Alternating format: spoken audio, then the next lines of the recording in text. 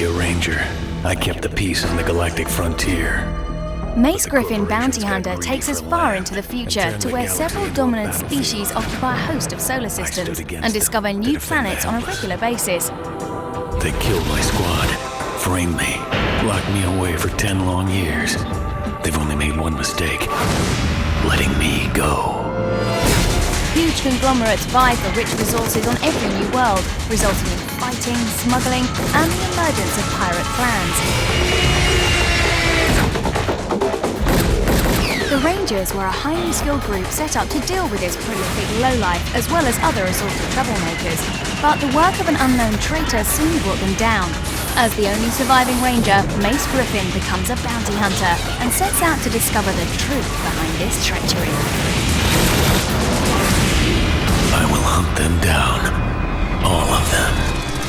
The warrior is the path of shadow. StarCraft Ghost puts you in the role of Nova, a lethal operative of the Ghost organization, trained in the arts of espionage and tactical combat. 20 years of ruthless physical conditioning and techno-psychological instruction have made Nova a being of terrifying potential.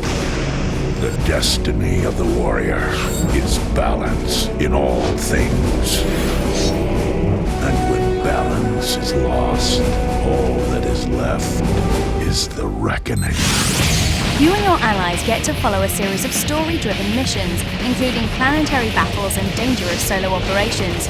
You'll be visiting uncharted terrain and battling opponents new to the series, as well as getting to see more familiar territory from a whole new perspective.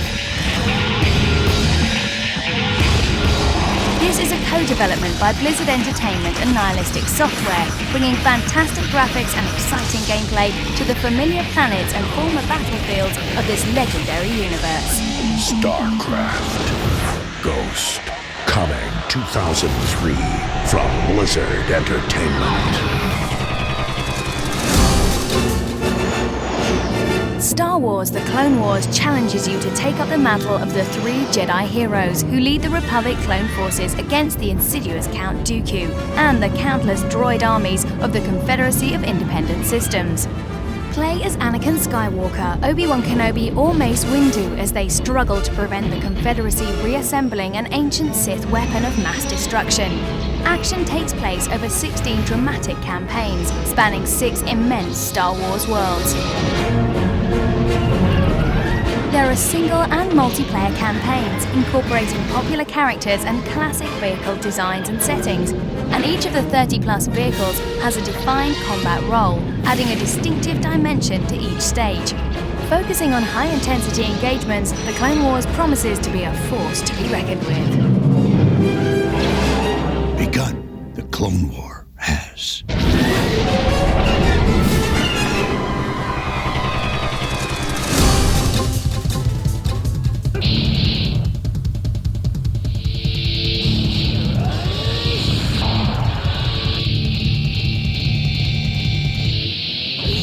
Capcom has plenty of experience in extreme hardcore fighting games, and Fighting All-Stars Code Holder brings together the culmination of that expertise along with characters from a range of their top fighting titles, including Rival Schools, Street Fighter, and Final Fight.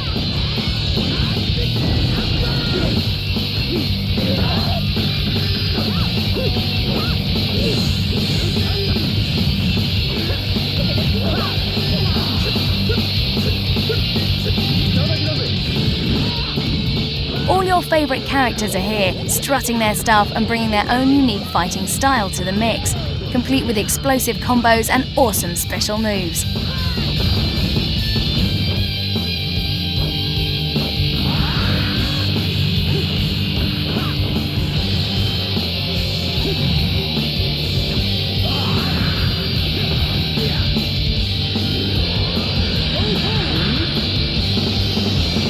There's a whole new storyline tying everything together, taking you around a whole range of specially prepared arenas set all over the world.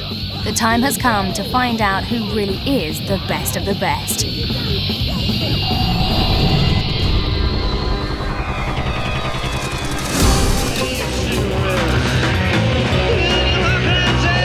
Rolling warns us to beware of imitations and accept no substitute, claiming to be the world's most realistic rollerblading game.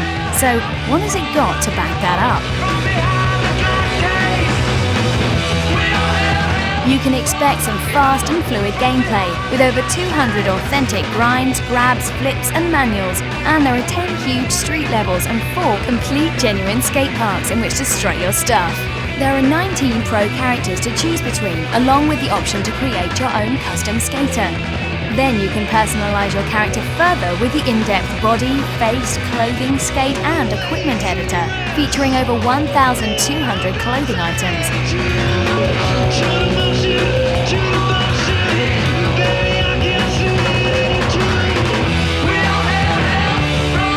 The new reputation system is an interesting feature, challenging you to achieve notoriety, win lucrative sponsorship contracts, get profiled in skate videos, and have your face splashed across the cover of the most credible skate magazines ever printed, which is certainly an improvement on having your face splashed across the asphalt.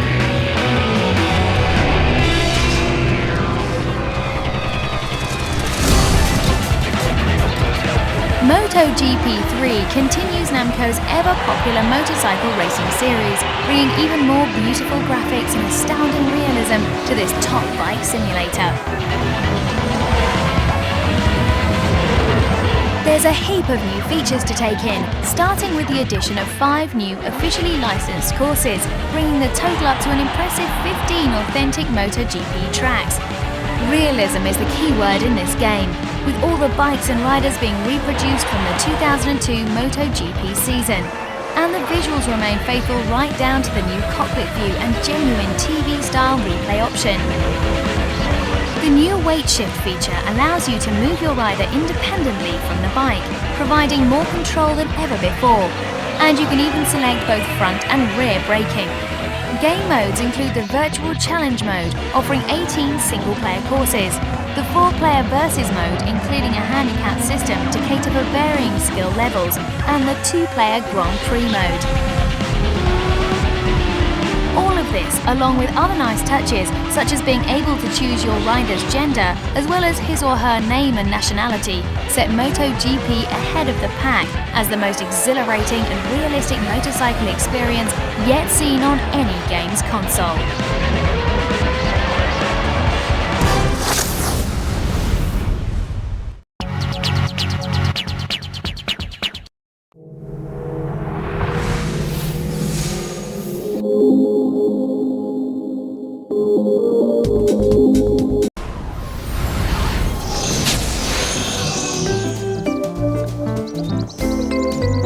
One of the most popular PC games ever is finally making its debut on PS2.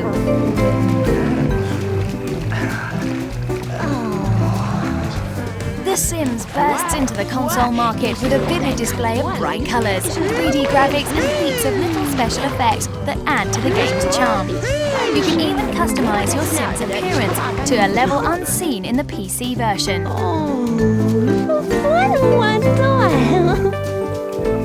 There's a new, easy-to-use interface allowing you more control than ever before. Simply create your sim, then move them into their new neighbourhood, get a job, make friends, and advance through a career and life's big moments. The new level-based gameplay starts you with just one sim, living in a shack, but you'll soon be moving on to bigger and better homes as you advance through the various exciting moments that make up your sim's life. Along the way, you get to meet the neighbourhood full of wild characters, flirt and fight, and unlock objects and even better houses.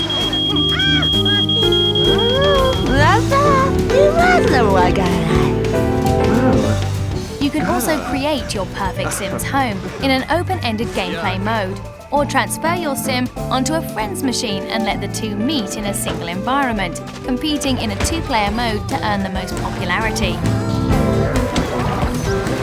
As fans of the PC version may have noticed, the graphics here are bigger and brighter and 3D. What's more, there's a movable camera that allows you to zoom in on the characters and really explore their homes and lives. You also get a stack of new characters and objects exclusive to this PS2 version.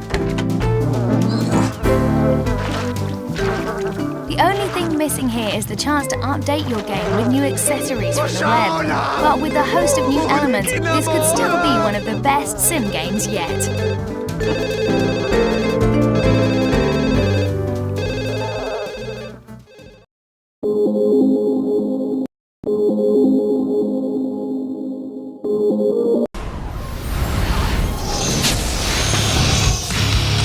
Legends of Wrestling 2 takes us back to the arena with some of the greatest wrestlers ever.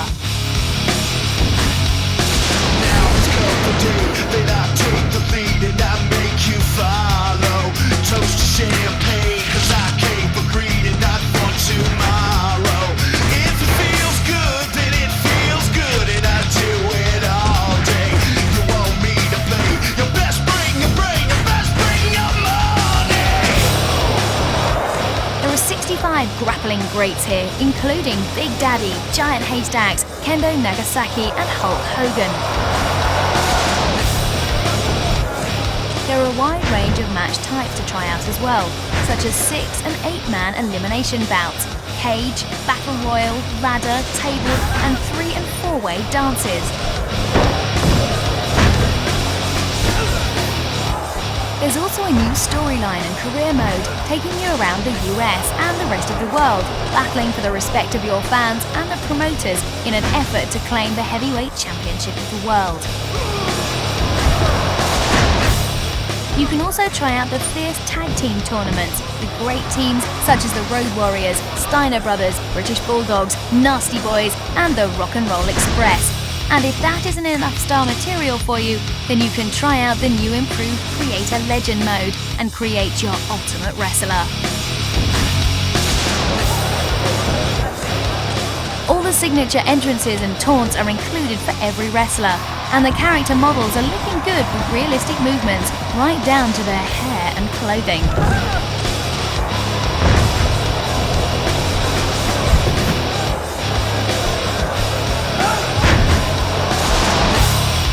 On top of all that, you get some bonus DVD footage, including interviews with many of the legends, talking about their famed careers, favourite opponents, and more. Just the thing for the hardcore wrestling fan.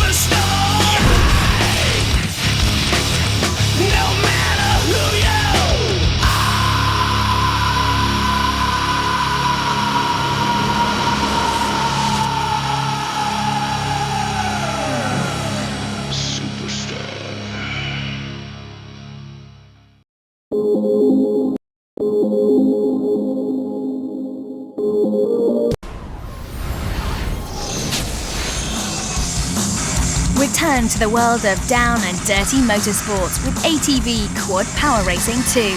Here's another chance to thrash the life out of some poor unsuspecting quad bike as you tear around the massive tracks through 5 environments around the world.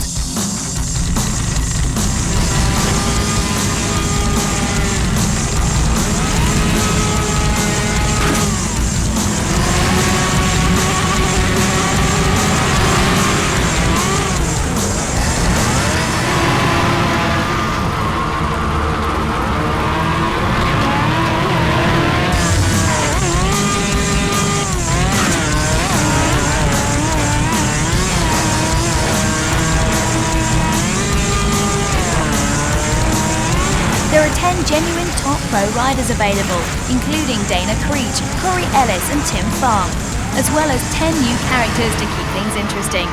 And you and your friends can race as them or against them in a variety of game modes, both single and multiplayer.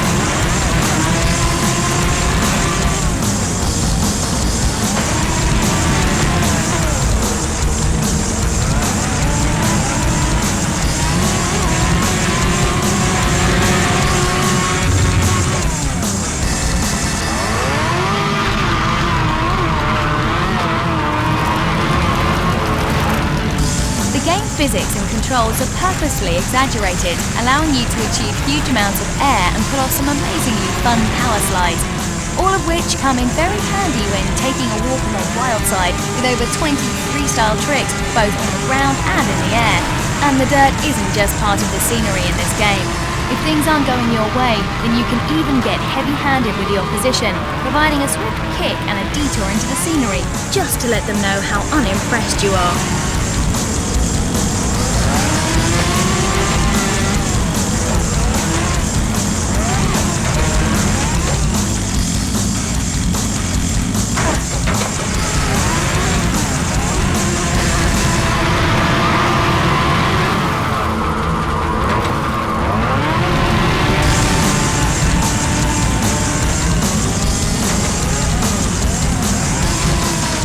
Mud and mayhem of quad power racing with fast, white-knuckle gameplay, gorgeous graphics and plenty to see and do.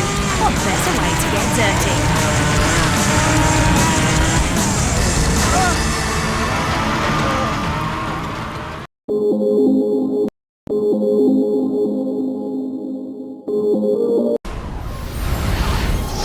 Here is a disaster report update.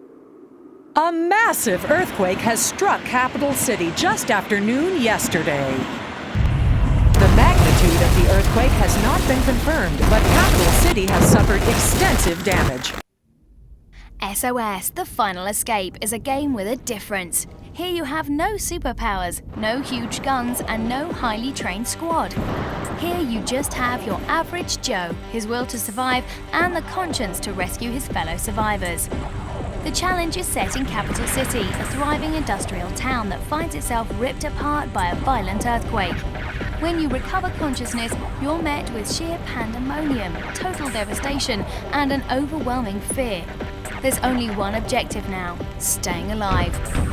It will take all your wit, skill, and natural instinct to find a safe path through the carnage and debris. You'll need to overcome obstacles such as clouds of thick smoke, blazing oil trailers, and the unstable rubble of the city itself. And as if that wasn't enough, the city is still being rocked by the aftershocks. These tremors occur sporadically, with each one bringing its own unique problems to surmount.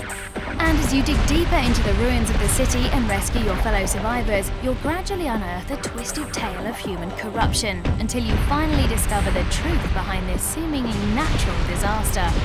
But as those responsible become increasingly concerned about how much you know, it won't be long before you start encountering forces intent on stopping you, including armed opposition, helicopters and rocket launchers. It's a huge weight to put on the shoulders of one normal guy, but you have the courage, determination and strength to make it against these impossible odds. It's that, or become just another statistic.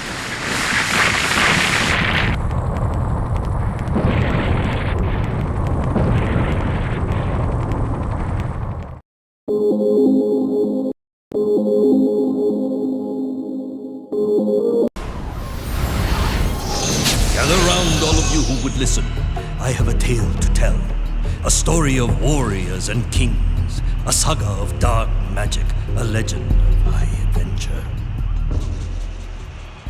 Fancy a bit of strategy against your run-of-the-mill hack-and-slash game? The Mark of Kri provides you with richly detailed 3D environments, stacked full of fierce opponents and dozens of tactical opportunities.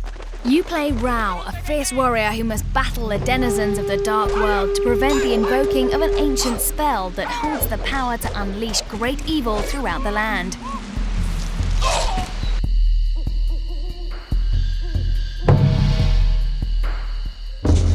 To assist you in this, you have your loyal and trusted spirit guide, Kuzo.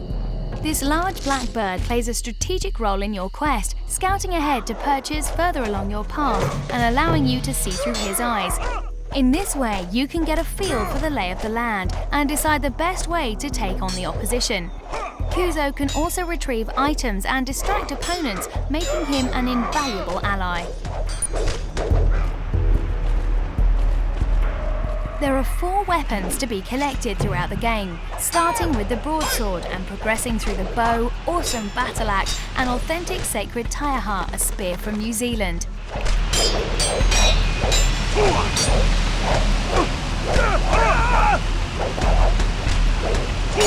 You'll need to choose which of these weapons best suits your situation.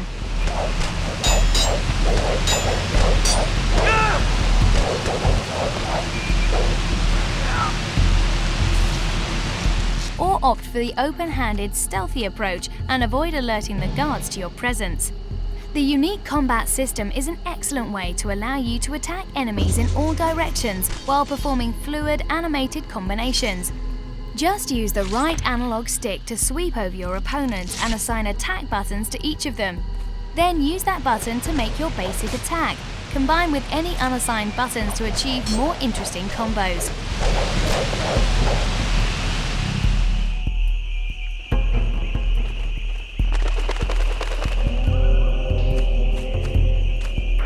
The more unassigned buttons, the more exciting the combos become.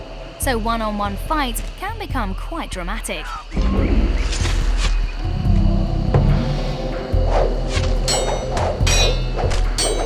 This combination of stealth, aggressive combat and calculated planning makes for some impressive gameplay, accentuated by captivating music from Juno Reactor. Master the art of tactical combat and become a legend, but charge in headlong and you'll be history.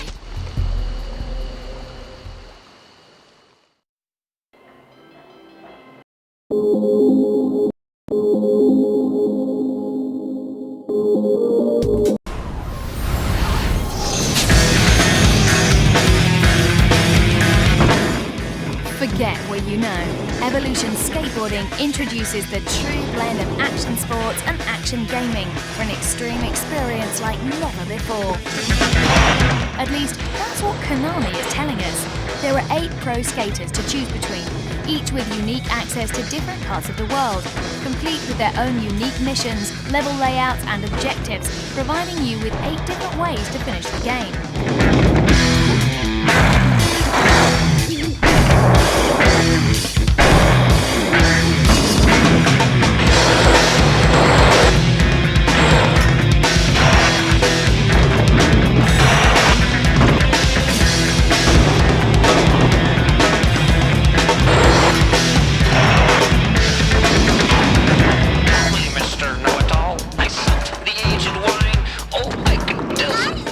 Levels provide plenty of opportunities for trying out the 70 death-defying tricks on offer. And the exciting new Boss Skate mode pits you against exotic boss characters like an out-of-control semi-truck and a giant spider that must be defeated in order to advance through the game.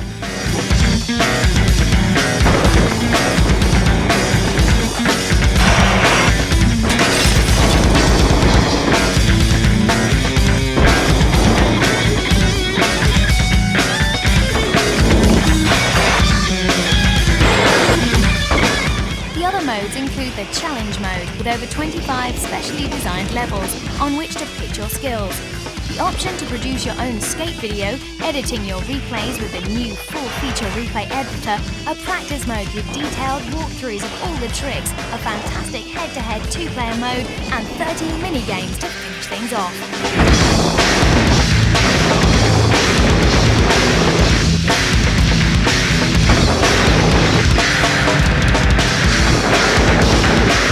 You can customize your skaters, their gear and even your board stickers.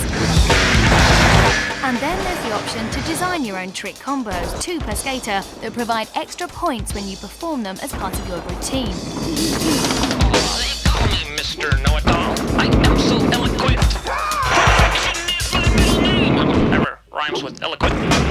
You can also unlock various goodies as you go along, including hidden characters from Konami's most popular games.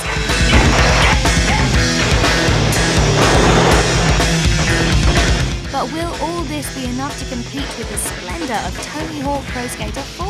We'll soon find out.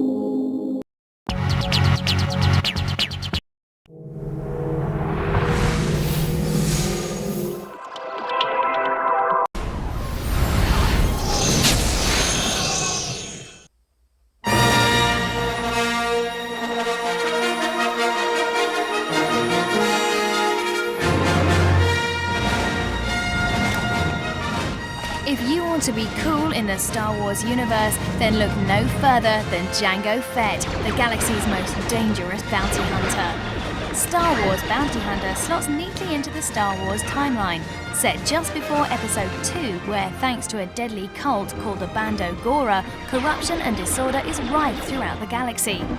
Not surprising then that Darth Sidious slaps a huge price tag on the leader's head, with Jango Fett taking on the bounty. The story cleverly ties in a number of subplots just to keep things interesting. Getting lost is a frequent occurrence, and not because it offers too much freedom. Once you lose the scent of where to go next, every single path, back alley and dimly lit dead end must be searched until you eventually stumble upon the next triggered event.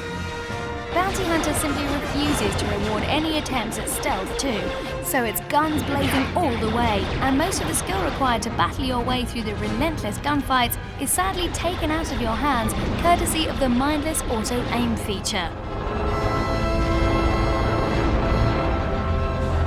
The geniuses responsible for the special effects and computer-generated visual excess of the Star Wars films have taken time out to produce the story scenes in Bounty Hunter, and as you can see, it shows. Every movie segment looks absolutely superb, but unfortunately creates a stark contrast with the actual in-game action, which is a bit bland in comparison.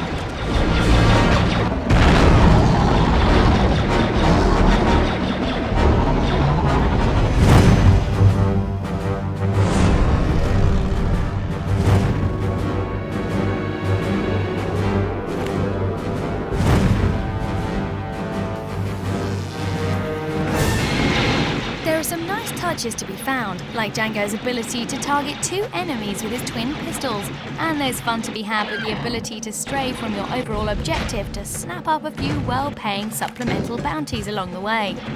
But with a poor display of level design, bland environments and highly irritating platforming sections, Star Wars Bounty Hunter is nothing more than a bog-standard shooter and a huge disappointment.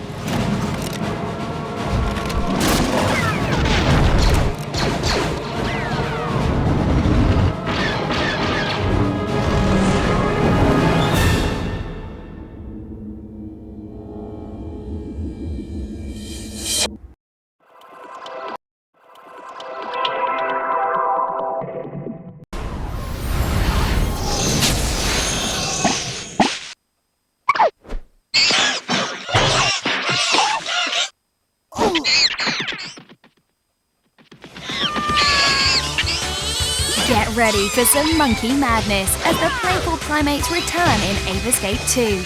But is this just more of the same tired old coin collecting, or is it really more fun than a barrel full of monkeys?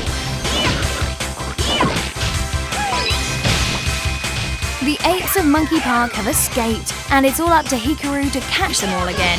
They've managed to avoid capture so far because they've obtained special helmets that boost their intelligence, so it's not going to be easy. What's more, these apes have now noticed how embarrassing it is to be nude in public, and have taken to dressing up in anything they could find. It's a plot like this that lets you know it's Japanese. The presentation is splendid, a big step forward from the original's PS1 days, and Hikaru still wields the traditional monkey neck and stun stick. But now he has a whole Q division worth of gadgetry as well. There are water pistols and banana boomerangs, as well as a host of brilliant vehicles, including a submarine, snowmobile and net-firing swimming aid with which to track down the more elusive escapees. No problem! The gameplay is totally addictive, with plenty to see and do, and loads to unlock and master. However, the monkey catching can become a bit samey after a while, and the first few levels are ludicrously easy. This is presumably to provide an introduction into the gameplay and controls, but any seasoned gamer is going to find them just too trivial. Fortunately, things become much more challenging and interesting later on, with each new gadget requiring practice and clever application. And whilst it may appear childish, this original platformer brings together the best ideas from the whole genre and adds in hundreds of monkeys. How can that possibly be wrong?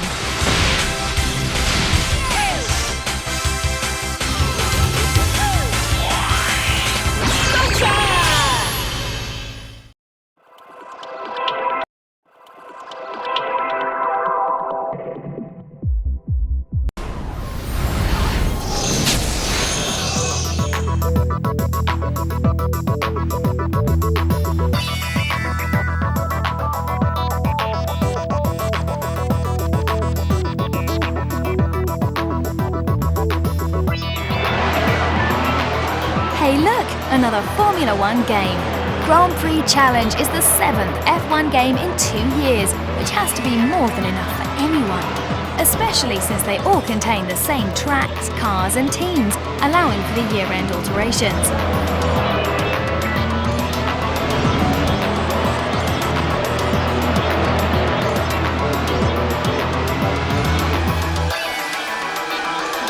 And one of this genre's major flaws is back. Yet again, steering is a major issue. For some reason, steering response is dependent on time rather than on the extent of the movement of the analog stick. Stab it hard to the left and you'll get a slight turn left, followed by a more significant cornering after a moment, probably once you're nose first in the barriers. Fortunately, there are a number of driver aids and settings that can minimise this annoyance, and if you've learnt your braking points and apexes, then you shouldn't need any sudden inputs anyway.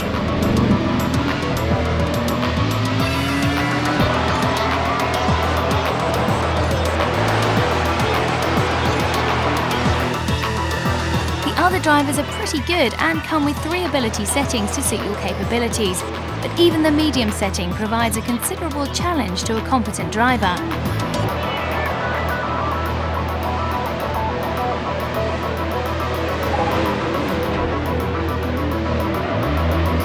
Sadly, the rubbery, weightless and usually soundless collisions detract from this otherwise unrealistic hectic pack racing. You patently can't interlock wheels as an invisible box surrounds the car for collision detection. So it's easy to lean on the others for braking and steering assistance and pass them that way. It's totally bloodless and you rarely lose out for driving badly.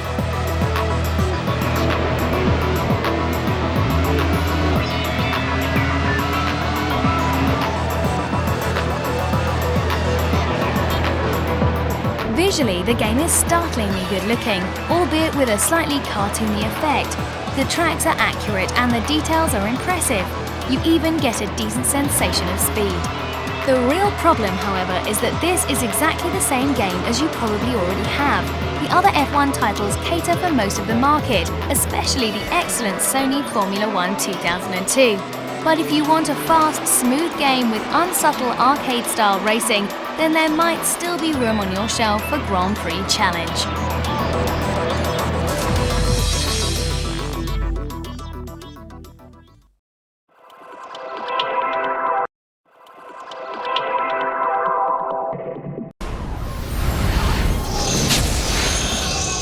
Dragons. I was there when they found the first. Watch the one multiply into many.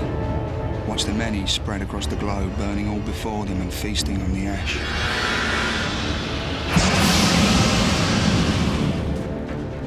Usually, when some bright spark gets the idea for a game movie cash-in, the hastily rushed out, cobbled together result is nothing short of mindless pap. And like the recent dragon-slaying movie it represents, Reign of Fire fails to provide any decent gaming scenarios and barely raises above the status of mediocrity. So no surprises there then.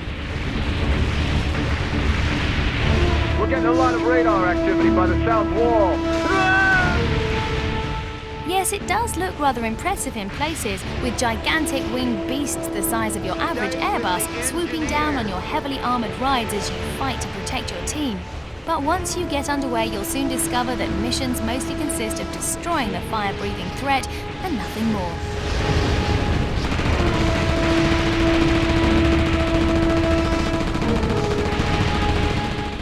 Controlling your Jeep is difficult at first, as your direction is dictated by which way your gun turret is pointing. A bit awkward, it has to be said, especially when you aim towards the sky and can no longer see which direction you're heading in. And once you finally succumb to death, the sense of frustration can be huge. You've got no option but to start right back at the beginning of each gargantuan level. Where's the fun in that, we ask? That scared them all.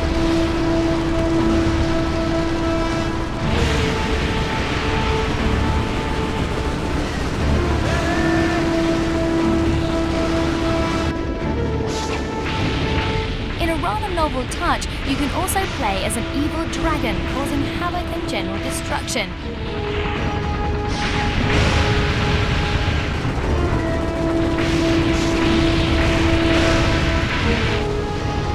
But but the no-frills blast approach is fun for only a short period of time.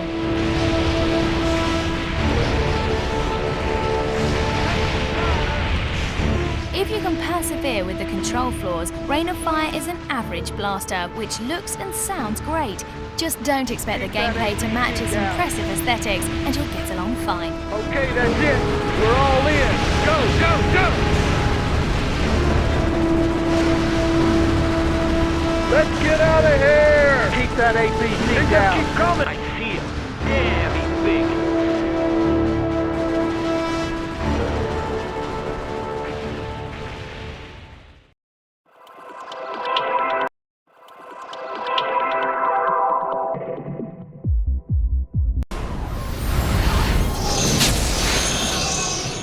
Haven, Call of the King, seems to have one purpose in life: to make Jak and Daxter look even better than it already is. And although some fairly bold claims are being made about Midway's next major development in video gaming, we guarantee no surprise-related injuries will be suffered here. Haven, be careful! If you think you can defeat me, you are in for a nasty shock.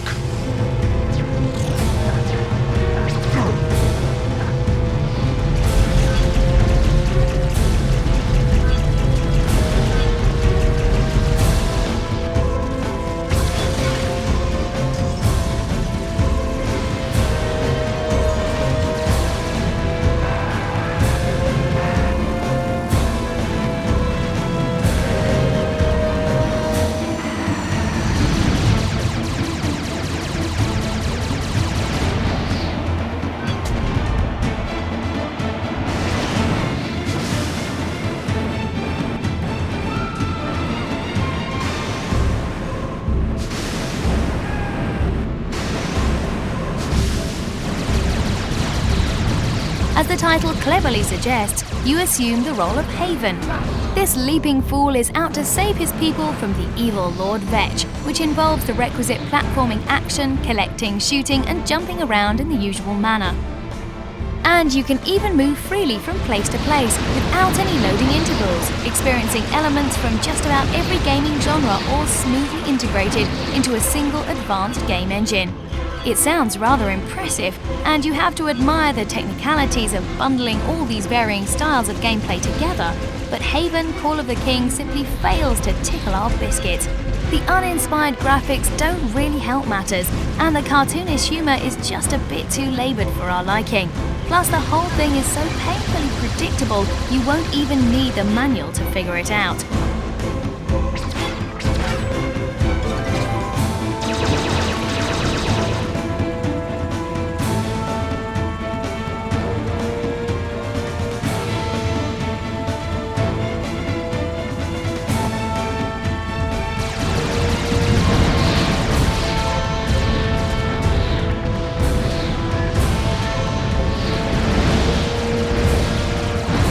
Overall, it's not the worst game we've had to sit through this month, but you'll soon find Haven, Call of the King either annoyingly stringent or simply too easy.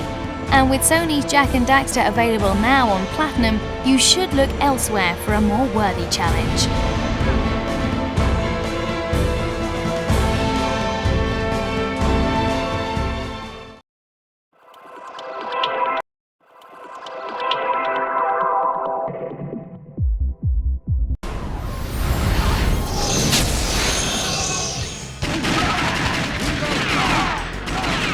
Sega's Virtua Cop series is a living legend, and thankfully it's now running smoothly on PS2. Hallelujah! And what you get here is both Virtua Cop 1 and 2 bundled onto one disc, along with a load of bonus artwork to unlock by shooting hidden targets. We're not worthy.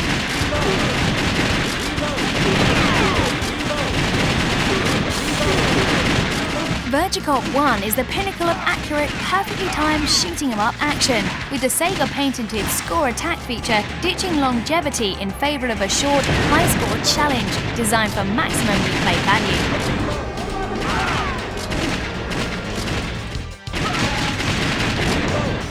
Virtua Cop 2 is pretty much the same, and yes, we still like it, even though it features a female cop called Janet. Such is our complete knowledge of Virtua Cops 1 and 2 that all we really need to do is load it up for a bit to check what new options there are, and things have certainly been enhanced for the PS2 release. Well, kind of. The visuals have just been coloured in a bit better, with slightly more detail added, and there's still that early 90s graphical feel to it all. And be warned, Sega's arcade games are criminally short on length. Say you'll have the pair of these wrapped up by bedtime, but there's so much skill required to perfect it, meaning both games offer incredible replay value.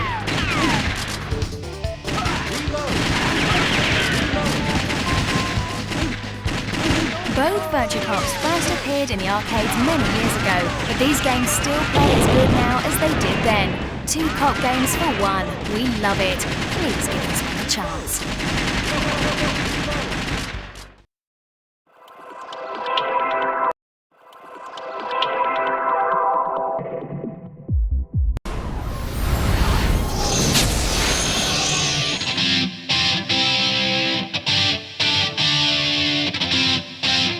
With Dragonball Z Budokai, it was inevitable that such a huge series would become a video game. And if you love fighting games as much as we do, then you'll loathe every painful 2D moment of this cheap conversion.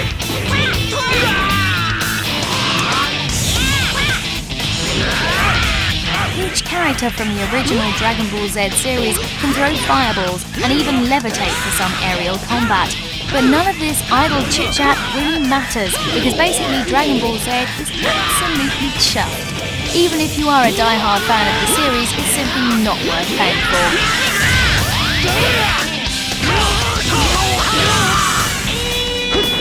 Cardboard characters lunge around the screen via a slow, unresponsive control system, and the lack of fluid combos and proper fighting techniques is the final insult to your gaming prowess. Unless, of course, you're so bad at games, in which case Dragon Ball Z will actually make you look good.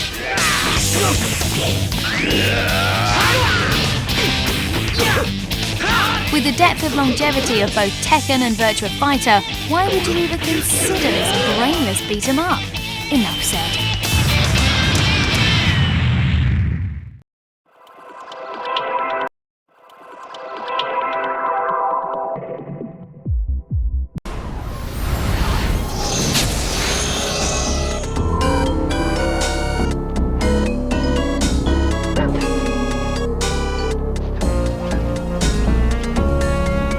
These days, everyone has a soft spot for cell shading, it seems, especially game developers who can shave weeks off those tricky 3D rendering deadlines with something a bit more simplistic. But the stylish charm of Sly Cooper is that only the characters themselves are cell shaded, with huge detailed levels looking almost as pretty as Ratchet & Clank's. Sly Cooper is a traditional platform adventure at heart, and just like countless coin-collecting capers before it, much of your time is spent avoiding enemies.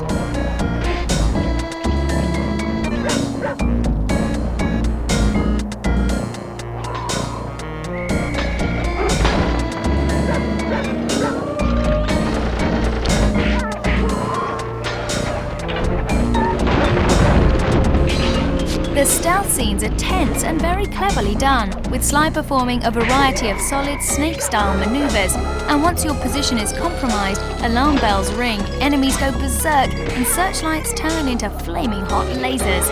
It's nothing we haven't seen countless times before, via the gift of Crash, Spyro and Rayman. And when you compare Sly's less than impressive selection of gadgets and gizmos to that of the current platforming king Ratchet & Clank, you'll soon be lusting for something a bit more complex. I'm going in, Sly.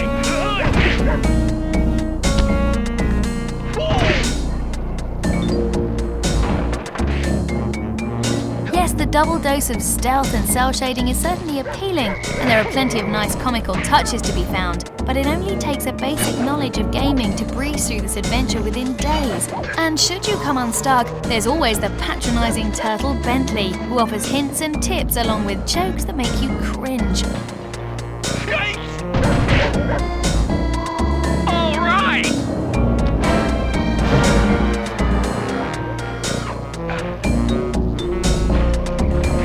After After our initial hope that Sly would rip up the platform rulebook, it's hard not to be disappointed.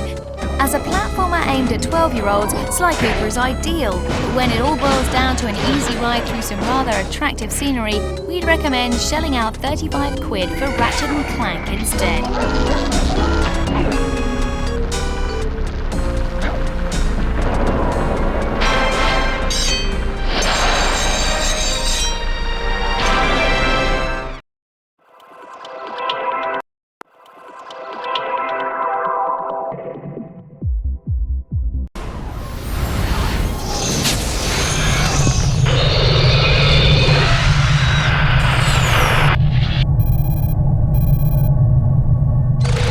Defender first hit arcades in 1980, it was nothing short of revolutionary, and now, thanks to a bunch of technological savvy game gurus, this arcade relic has made the jump to PS2.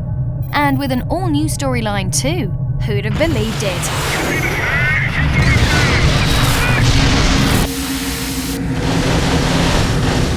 This all-new story, if you can call it that, bearing in mind the original's theme of saving distressed colonists from the alien hordes, revolves around a beleaguered human race attempting to regain control of the solar system from the clutches of the insect-like Manti. Those mutants are bad news. Heads up out there. What it all amounts to, of course, is flying various spaceships across the surface of planets while shooting down the aliens and rescuing the colonists. Not too dissimilar then to the old Defender we know and love. And even in its modern 3D form, there's still a hint of the original's frantic gameplay. Alert! Another wave of Manti incoming! But New Defender sensibly expands on these elements with an interesting range of mission types and 6 different ships to choose from, each of which can be customized with weapons bought by using the points you accumulate on your sorties.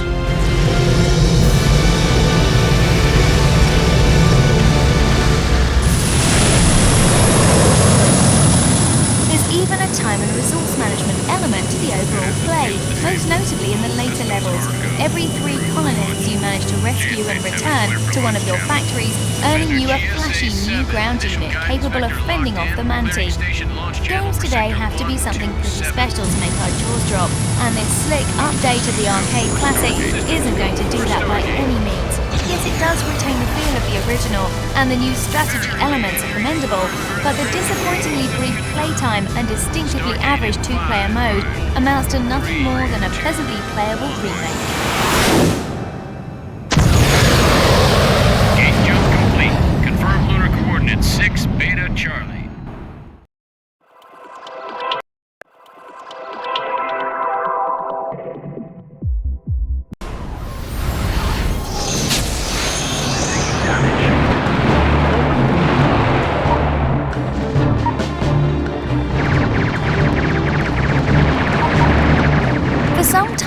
The only real robot shooting game on PS2 was Gun Griffin Blaze, let down by its shocking brevity. But now we have something that plays as strongly and actually lasts as well. Battle Engine Aquila. General, our forces have started their attack run. It looks like we've caught them completely by surprise. Their base doesn't stand a chance. The plot begins with the ubiquitous rebels fighting against an invasion, and it would seem that you have that special something that makes a battle engine pilot, and so you're dragged in to defend against the invading hordes.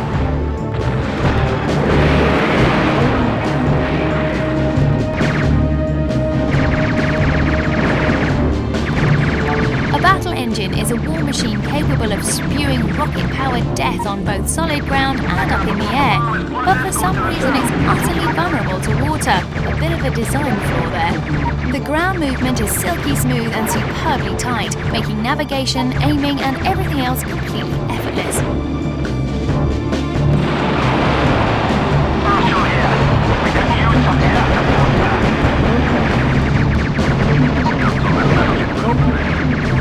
Weapon switching can be achieved in an instant, as can your transformation into a deadly predator of the skies. The missions themselves provide a decent mix of ground and air combat, although being airborne isn't quite as entertaining as you might hope. The battle engine's aerial mode isn't so easy to control, feeling cumbersome, and it's all too easy to lose control and plunge into the sea.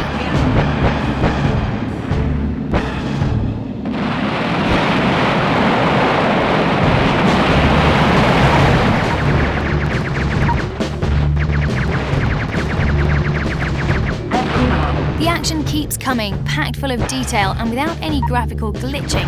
But the constant free-for-alls do begin to blur into one after a while, and your teammates got on with their own thing, rather removing potential tactical options. And surprise mission endings can occur when your allies take out the target while you are half a mile away trying to get out of the sky onto terra firma.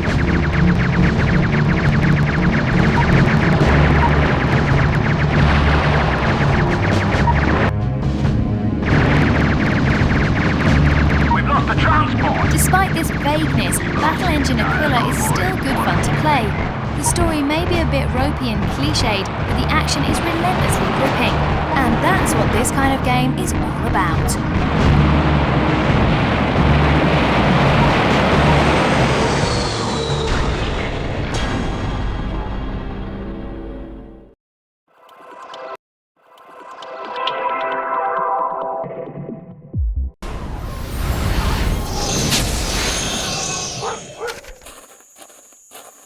When we first heard the name Big Mutha Truckers, we half expected an orgy of redneck cross-dressing, with vibrating Yorkie bars thrown in for added shock value. Imagine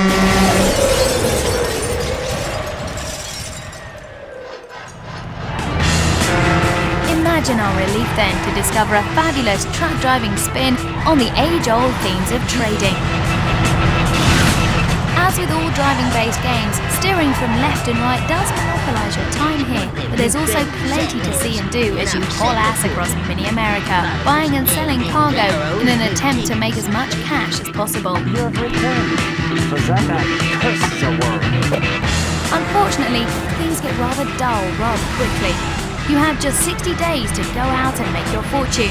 That's 60 trips to trade goods, steer clear of the cops and biker gangs, and take on the odd suspect job that bar proprietors around the 5 towns might offer you. As well as the odd road race to wager your cash on, loan sharks are also on hand along with exorbitant interest rates to help bankroll your excursions.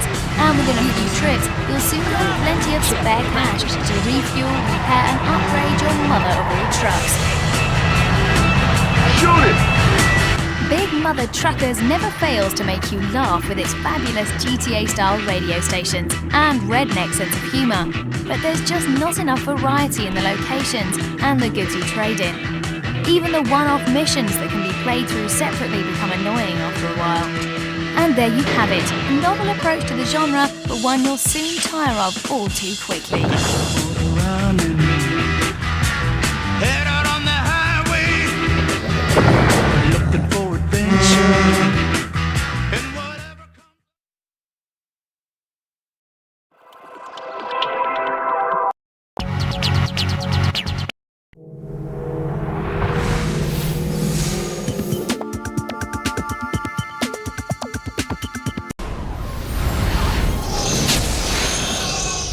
Join heroic adventurer archaeologist Dr. Jones on his latest third-person adventure in Indiana Jones and the Emperor's Tomb.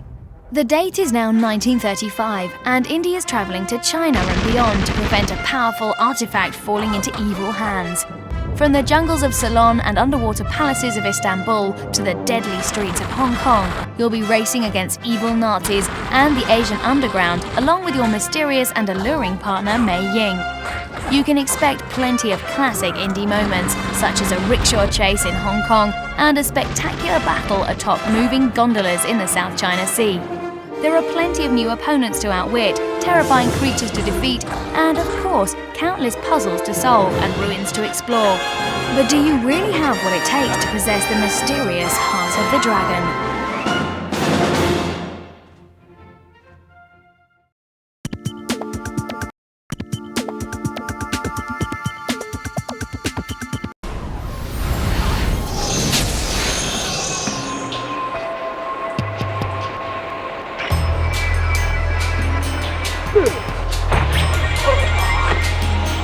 Tenchu 3, Wrath of Heaven is the latest installment in the acclaimed stealth ninja series. Set shortly after the events of the original game, these are the continuing exploits of Rikimaru. It would seem that he didn't actually die at the end of the first game, and is now ready to battle on once more. There are a whole bunch of new features this time around, including new stealth attacks, an enhanced fighting engine, new weapons and tools, larger levels, improved character animations, and a collection of multiplayer options. An added RPG element allows Rikimaru to learn skills and abilities through stealthy skills. Performing certain tasks and finding alternative ways to eradicate the opposition generally provides you with 1 to 3 Japanese symbols. Collect all the symbols and you'll gain a new skill, allowing you to perform even more stealthy kills and giving you the chance to go back and open up new areas of past stages, making the game much deeper than it appears at first glance. The environments are huge and sprawling, much like the original game, but this time it's much bigger. You have complete freedom to go where you like, although the plot remains basically linear. And each time you play through, situations and outcomes change, meaning that your approach will never be the same twice. Favourite characters from the previous titles return here, and there's even a fully playable alternate path with Ayami adding further to the replay value. And with multiplayer modes offering co-op and team games on 5 unique multiplayer levels, along with a Hunter's Hunted deathmatch option, there are plenty of reasons to become one with the night once more.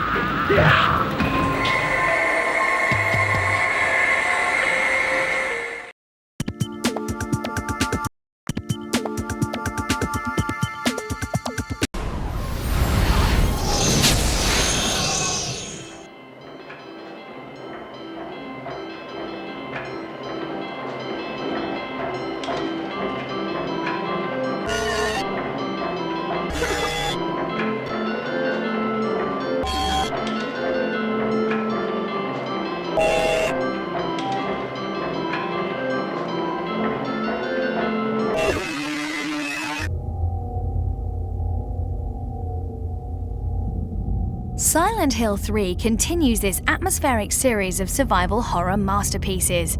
There's a brand new storyline and an entirely new cast of characters, including our new heroine, Heather. But the traditional eerie atmosphere with excellent use of visual and audio effects remains true to the spirit of the series. Where am I?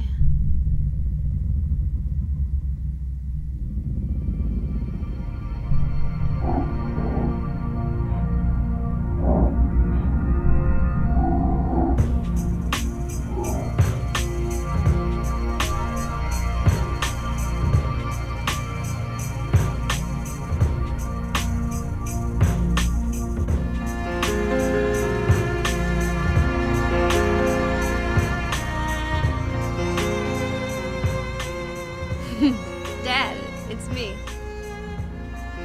Yeah. Sorry I didn't call sooner. Yeah, I guess I was. Anyway, I'm coming home now. Oh, I didn't get that thing you asked me to. Okay. Okay, I will. I love you too, Dad.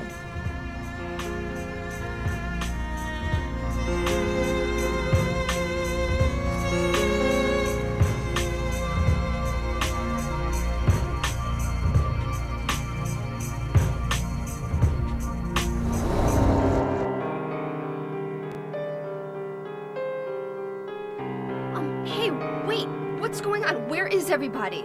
Those weird monsters? They have come to witness the beginning. The rebirth of paradise, despoiled by mankind.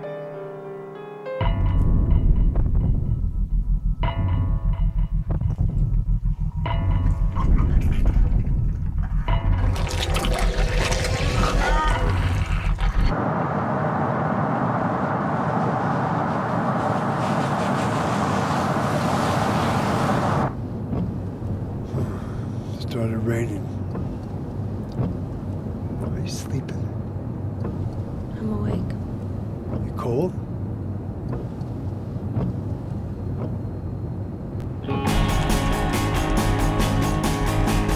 The gameplay comprises of the tried and tested elements that we've all come to expect, with confounding puzzles, slow exploration, frightening encounters, and a complex storyline.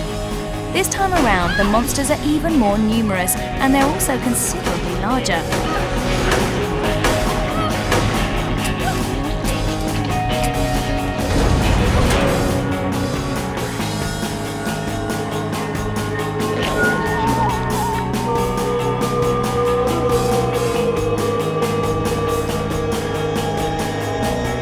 In order to survive against these considerable odds, Heather has to equip herself with a more intimidating arsenal, even including a submachine gun. The atmosphere is as unnerving as ever, with every corner hiding another grim, mist-filled location, littered with dark, disturbing images, and with misshapen freaks and grotesque monsters oozing out of every crevice. It's not safe to let your guard down for a moment.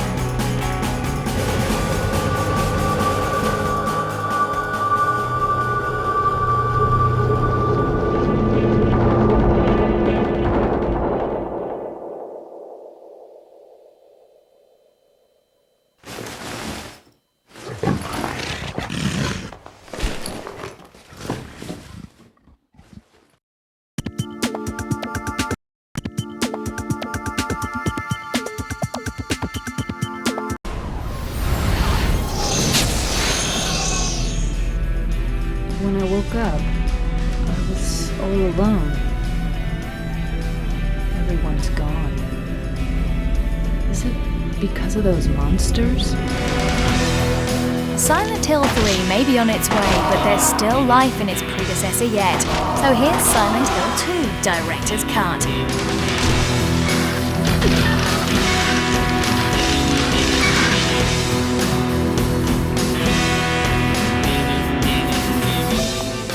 So what is it? Well, after the release of Silent Hill 2 on PS2, there came a new version for the Xbox, boasting bonus content. Well, this is that extra content, complete with the entire main game, back on PS2.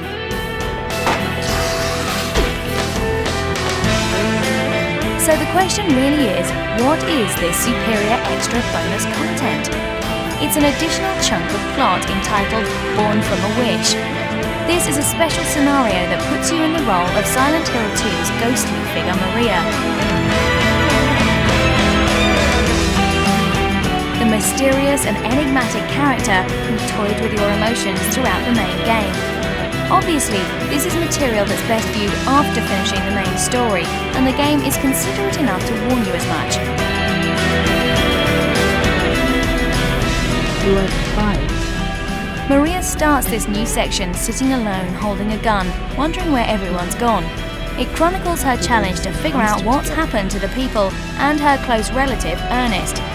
You'll instantly recognise the gloom of Silent Hill, and it's not long before you're in the Heaven's nightclub and in possession of a meat cleaver. Just the thing for taking apart mutant monstrosities.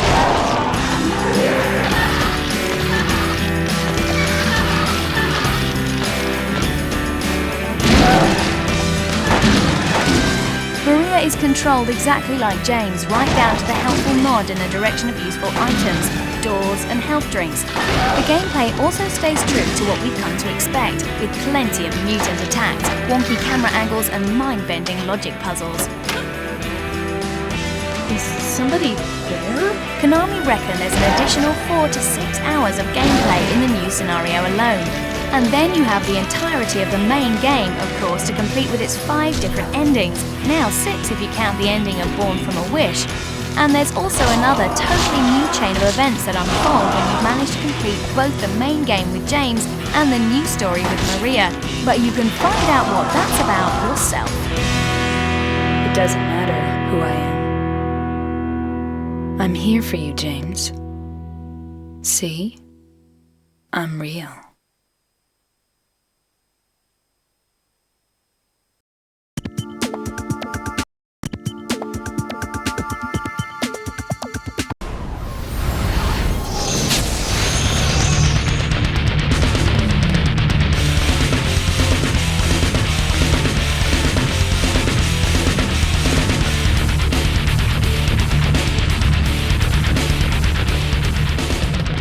Shattered Soldier may be taking this retro thing a little too far. Returning to the classic days of 2D action games, it only boasts 4 levels, but it's so incredibly hard that even the easy difficulty level will drive you mad in less than an hour.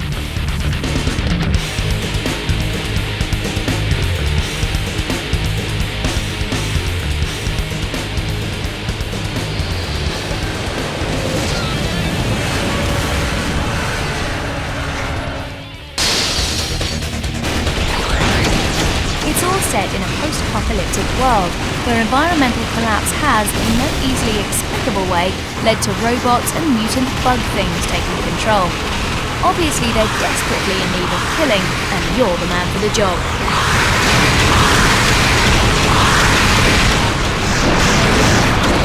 While they may look nice, there's not much sense to the nature of the opposition, with constant waves of bad guys coming in all shapes and sizes, and often mutating into different shapes whenever they feel like it.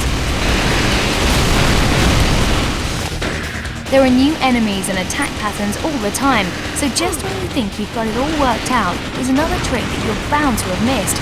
It's difficult, bordering on the unjust.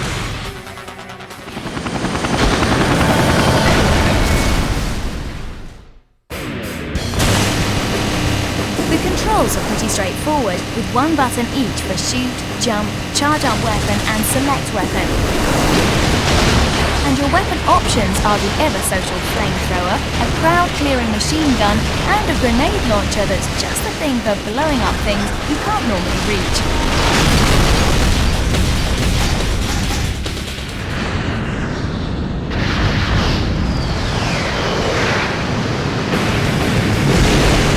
Complete the 4 levels in any order and you'll start unlocking the game's various secrets. These include such treasures as multiple endings, a further hidden level, and a couple of special boss encounters. And for further mayhem, you can also try out the 2-player cooperative mode. You never know, you might not die so often. Contra looks and plays like something from 1994, only with better and bigger explosions.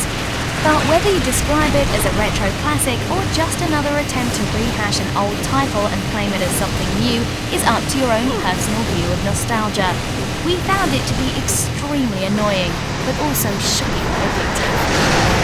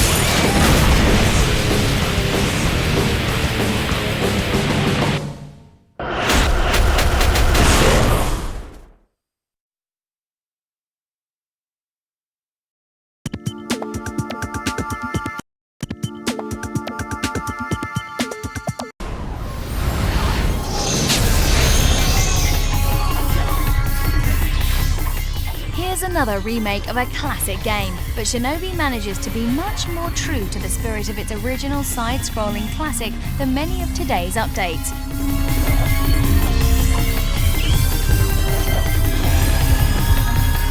As you may or may not remember, each stage has 2 parts, both fairly long and with their own boss, along with many varied and interesting enemies and a swathe of platforming challenges along the way.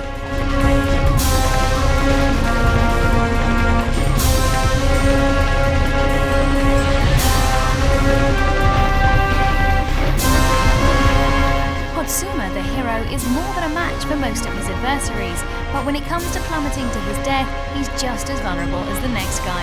And there's a lot of plummeting to his death, since Shinobi features the return of the bottomless pit.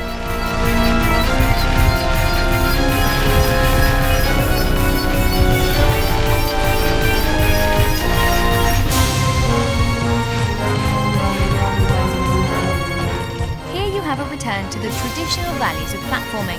There are no safety nets, and making mistakes puts you right back to the start of the level. And without any checkpoints, you'll have to complete the whole level in one clean run. This may sound harsh, possibly even annoying, but it's guaranteed to hone those rusty and over-pampered platforming skills.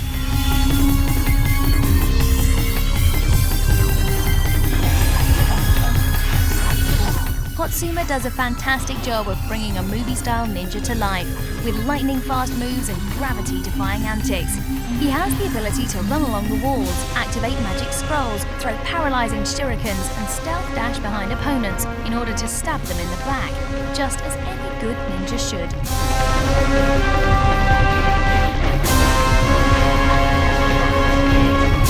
As you progress through the levels, you'll occasionally spot remote platforms and other hidey holes where you can collect hidden power-ups and gold medals to improve your level rating, which in turn unlock various secret items in the game.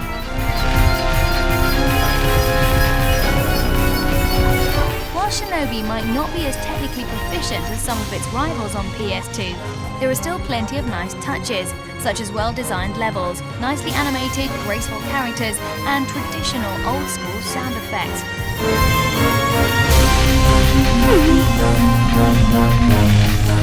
Despite its new 3D format, this is true enough to the original spirit of the game to please die-hard fans and newcomers alike.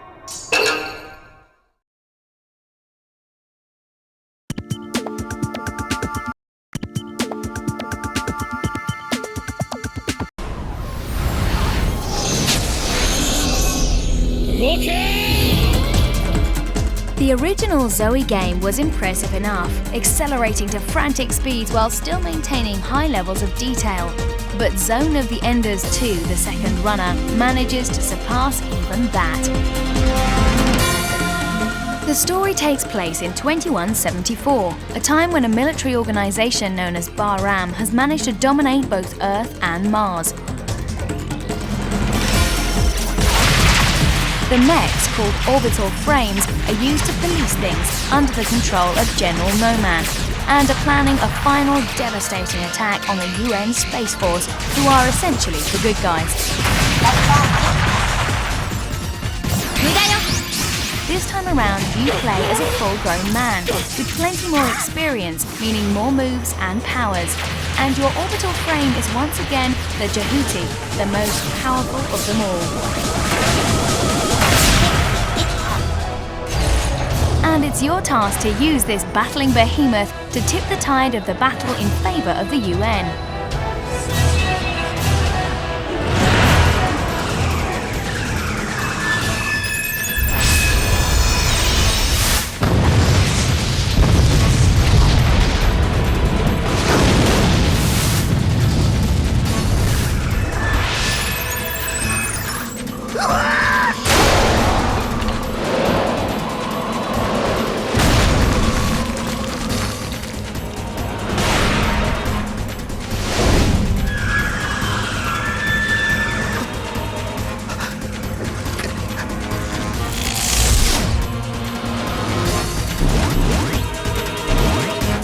As you can see, the action is astounding, showing us exactly what PS2 is capable of.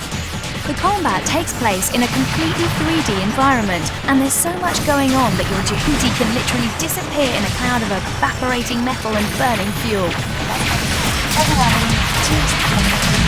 While the last game provided opponents one at a time, this time you can expect to be facing swarms of enemy forces. You can target and attack hordes of them at once, leading to some awesome battle sequences.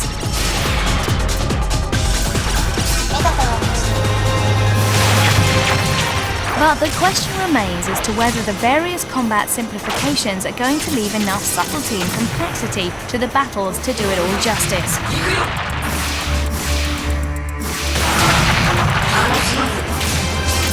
As before, the scenery is completely destroyable, with a chance to throw your opponents about and generally break the place up.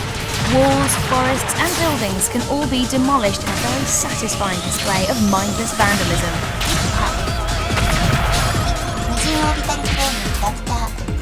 Zoe 2 panders spectacularly to the Japanese mecha obsession, with a brand new cast of manga-style characters, maniacal military juntas, Martian outposts and giant sword-wielding robots. There's a great deal of promise here, so let's just hope that it plays as well as it looks.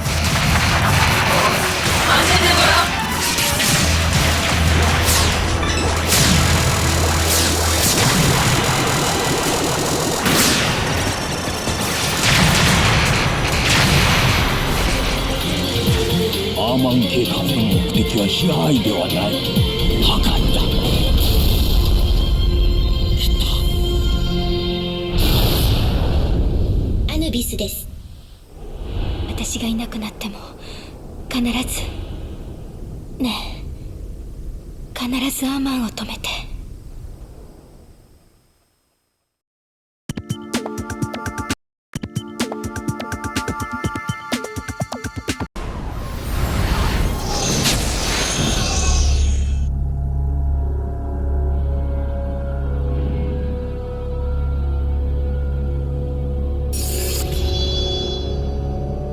Rygar, the legendary warrior.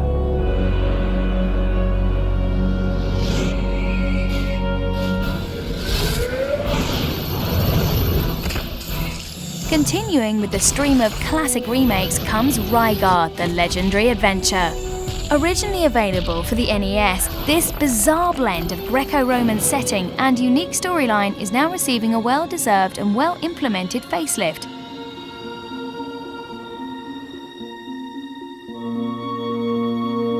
The plot is a strange potpourri of classic Greco-Roman myths, legends, and historical figures, all horribly abused to create a whole new story. Save the island of Argus, defeat Cronus, Lord of the Underworld, and his sinister demonic minion Aristotle. Visit the exotic realm of Poseidonia. You get the idea.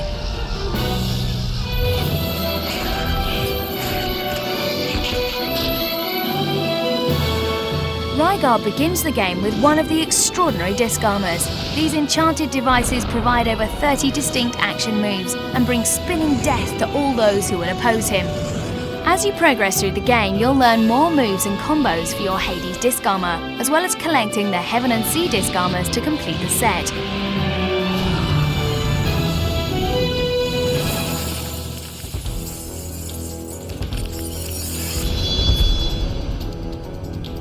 Rygar, the legendary adventure.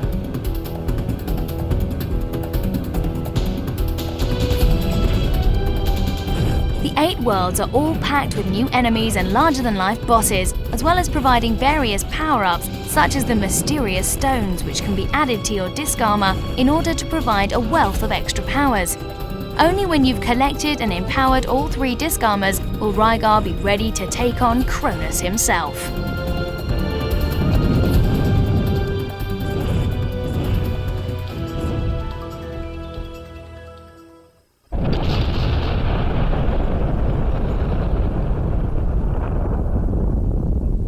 The adventure begins this fall.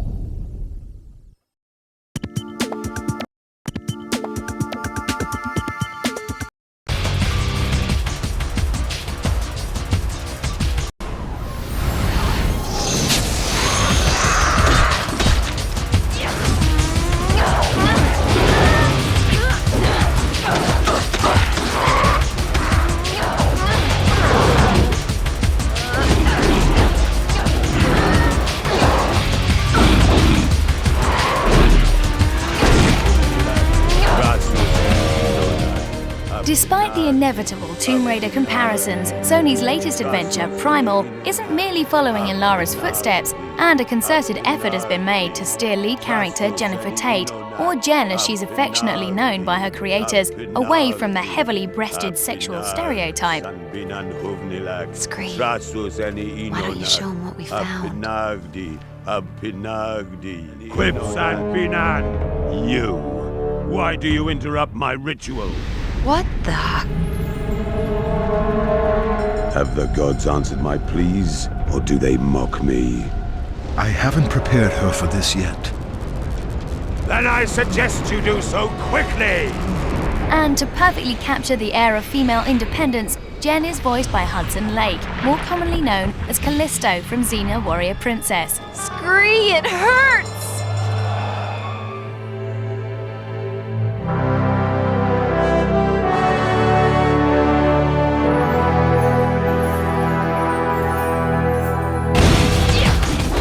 Jen sets about undoing Abaddon's hellish work in Oblivion, she visits 4 distinctly contrasting realms, and in each location, Jen is granted a new demon transformation that draws on the skills and abilities of the local inhabitants.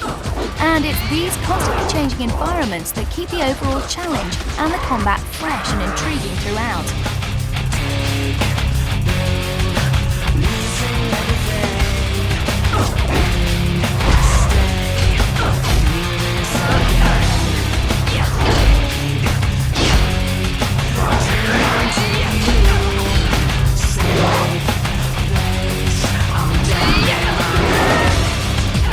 Jen has a repertoire of moves at her disposal that enables you to block as well as attack, and even finish off your foes with Mortal Kombat-style finishing moves.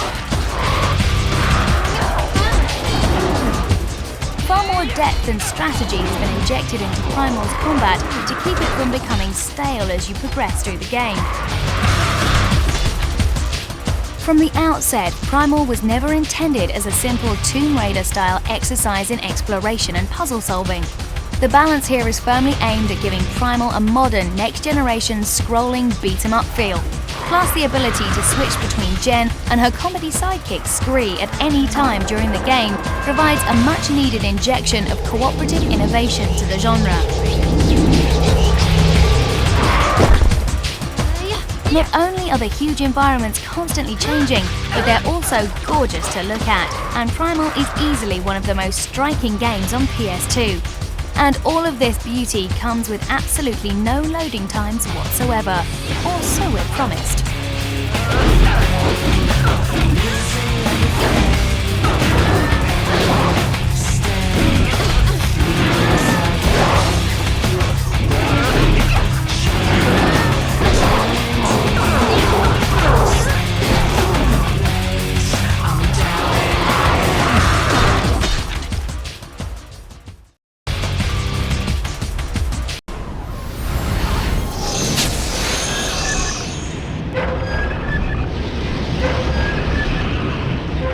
Is Jen's partner for the duration of the game, and despite his comical appearance, shares an equal billing.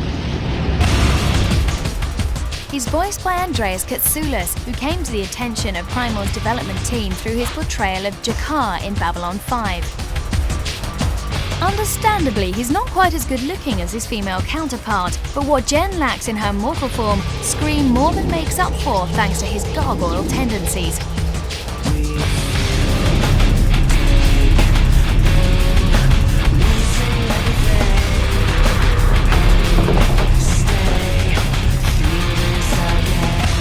Scree's strength mainly falls down to puzzle solving, and you must utilize his character in order to make progress. In the realms of Primal, doors aren't magically opened by discovering a big floating key or by pulling a few levers, and the task of breaking open the sumptuous levels falls on our stony-faced friend.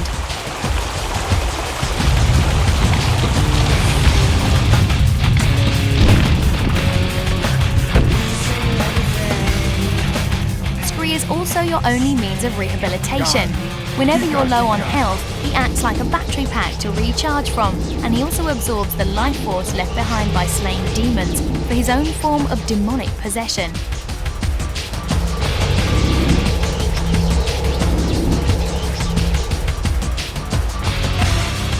When Jen runs into Belazur, for instance, screamers take possession of a nearby statue for a quick bout of demon twatting. These dramatic fighting transformations constantly astound, adding a true sense of vulnerability to the overall combat. So if it's a relaxing adventure you're after, then you'd better look elsewhere.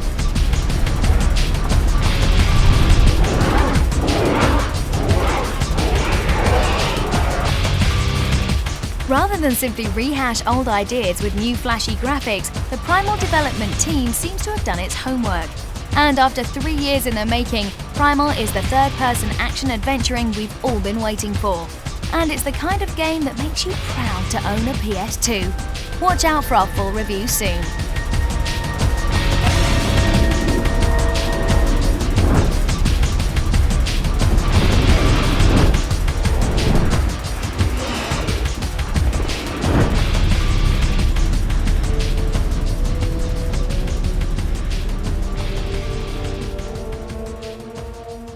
Nice work, Kri. Now that took me back.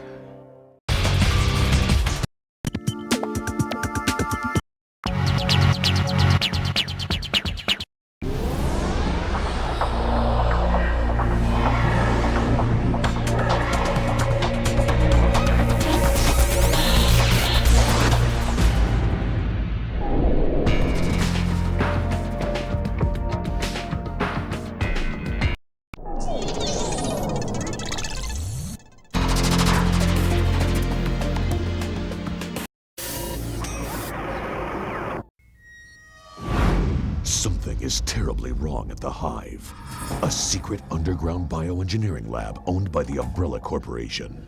What's the problem? The doors won't open. What about the ones at the back? Locked as well. A prototype virus has been let loose that infects and mutates human DNA. What is that? It's nothing. Fire drill. The computerized security system is taking steps to contain the incident. We have to get out of here. And that's just the beginning of a deadly mission. What's going on? 5 hours ago, Red Queen went homicide. Sealed the Hive and killed everyone down here. Who's the Red Queen? State-of-the-art artificial intelligence. She's the computer that controls the Hive. My team was dispatched to shut her down. We've reached the Hive. We're trying to make a movie that's a great Resident Evil movie for the fans, and I'm count myself as one of those. I'm a big fan of the game. But also we're trying to make a really great horror movie. U.S. security operatives placed there to protect. 2 security agents and an elite team of commandos must disable the computer before it seals the Hive forever. With the team inside. Everyone stay calm. But the Hive is home to other things. What's that? Things that want out. What about the T-virus? This is where they kept the T-virus. The T-virus reanimates the body. It brings the dead back to life. Not fully. The subjects are driven by the basest of impulses. Which is? The need to feed. It's pretty obvious what they are. Those people used to work here. All the people working here are dead. That isn't stopping them from walking around. Based on the enormously popular video game, Resident Evil is a battle between the living and the undead. I love how it's just empty, and then you'll turn a corridor and suddenly be attacked by all these zombies, and it's something about that really I just found exciting. Keep moving! That message will hold! I mean, it's like being a kid and playing Commando. Only thing you never had the realistic toys, like, machine guns with dummy bullets in them and, crazy little gadgets and gears that you get to, put on. And it really does give you this intense feel. It's the stuff that real nightmares are made of. That's what I'm excited about between the zombies and the creatures. It's gonna cause a lot of bad dreams. There's a huge genre in the late 70s, early 80s, and is one of the few genres that Hollywood hasn't reinvented recently. Hey! Hold up!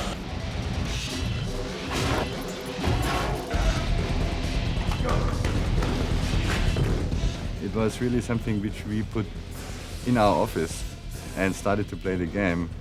And then eventually, I understood that's a really great game for a horror action piece. We started out with the actors doing commando training, which is a military form of training, how to take over a building.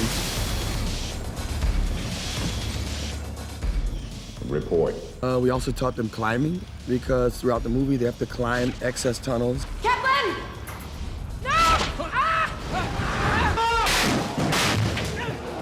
We did also martial arts with the actors, variation from Taekwondo and American Karate, with actors like Mila.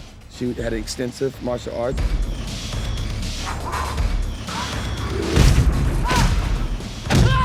Hitting him. I'm so sorry. One of the things I've been on at Paul all the time is to really explain to us exactly what the audience are going to be seeing here. Because obviously we've been doing a lot of stuff, blue screen stuff, and stuff which we know is going to be computer generated afterwards.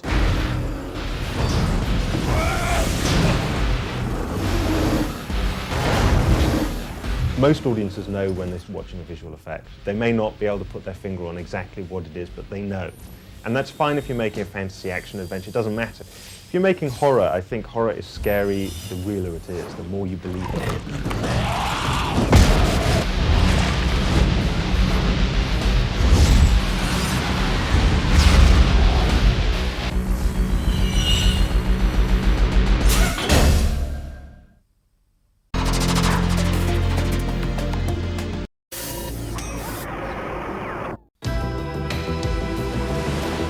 There is no bond as strong as family. Dad, do you ever wish that things could be, you know, like they were? The truth is, your mother and I tried hard to make it work out. She's got a right to move on with her life. The ones we're born with. Your mom's getting married. I know you don't like it, but I think you ought to give this guy a break. The ones we choose for ourselves. I do. I now pronounce you husband and wife. You may kiss the bride. We're making a film called Domestic Disturbance. It's a film that takes place in a small seaport town on the East Coast. The place is a mythical town in Maryland, which we thought was the right kind of a setting for this movie. It's a movie about innocence being invaded, and a story about a boy who cries wolf. And unfortunately, it's a wolf.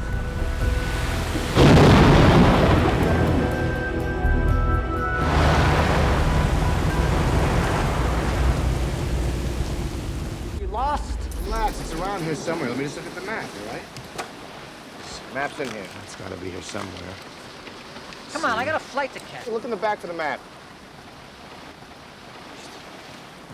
I see no map. Well, it's in here somewhere. You see it?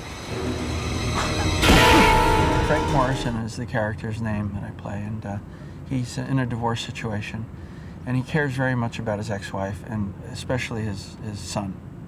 And he has a special relationship with his son, where his son is so honest with him at all times that he has a habit of possibly being dishonest with others, but never with his dad. And that's kind of a through line in the piece. Well, Frank, you're a good dad, you know. But before you start letting your imagination run away with you here, I'd ask you to remember something. It's true that you may not know me so well, but you do know Danny. He lies. I know that. He lies to his mother, his grandmother, teachers, the police, well, just about everybody. But what? He doesn't lie to me. I play a guy named Ray who, he makes his living by taking things and money away from other people. He's had a few partners, and one of his partners is Vince Vaughn's character, who has sort of left him high and dry.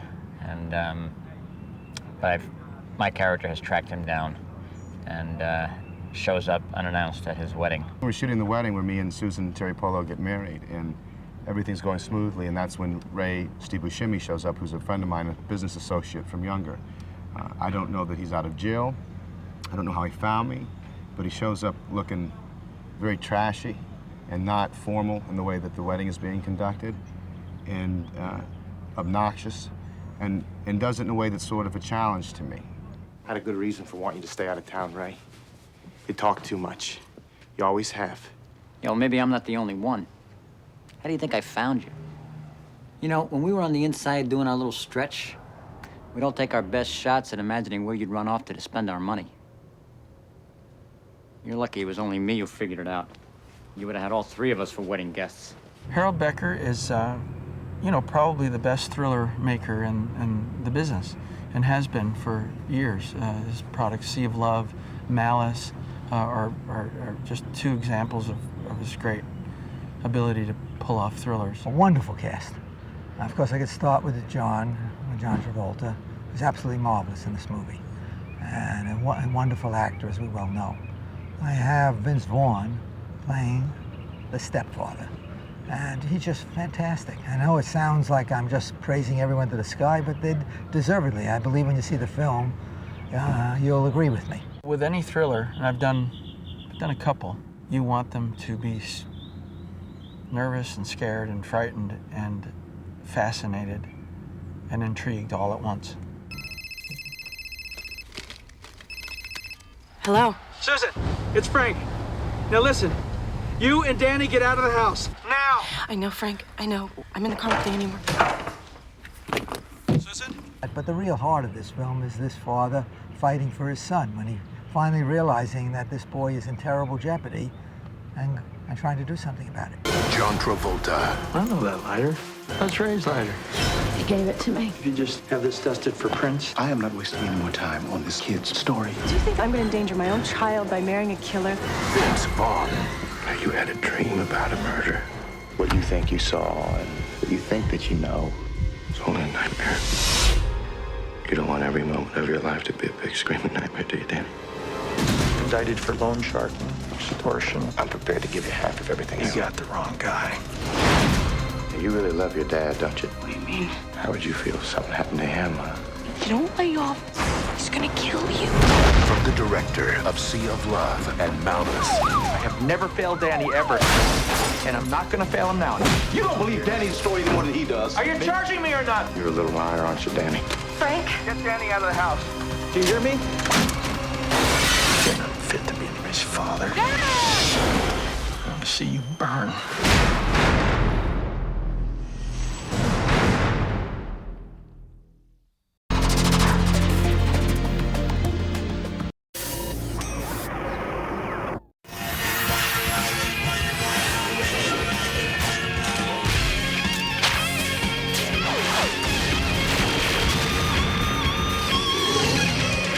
Following in the footsteps of the ultimate villain showdown, Spider-Man: The Return of the Green Goblin includes chapters 12 to 14 of Sins of the Fathers and chapters 1 and 8 of Partners in Danger.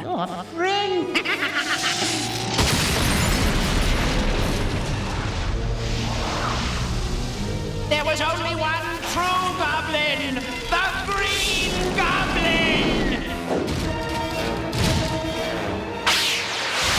I'm the Green Goblin, not that you live long enough for it to matter, for justice is blind no longer! Who are you? And where did you get all of those weapons? I thought Osborn gave me his best stuff. Osborn's got a new best friend, me!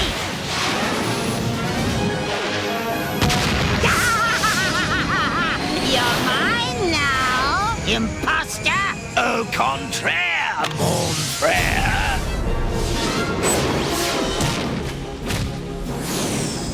I don't have my web shooters on. Problems, Parker? Uh-oh. It's a good thing nobody can see us here in the backyard. I guess clothes really do make the man. Hobgoblin, do not disappoint me. Whilst this may not be as useful as a complete arc of episodes, it isn't a bad selection. In Sins of the Fathers, we get to see the scientist who later takes the name of the Spot, creating interdimensional portals, a technology desired by the Kingpin, Hobgoblin, and, of course, the Green Goblin. Spare me your warnings, Osborn. Turn it on. Spider-Man is the only man on Earth who knows that the Green Goblin and Norman Osborn are allies. That knowledge will cost him dearly.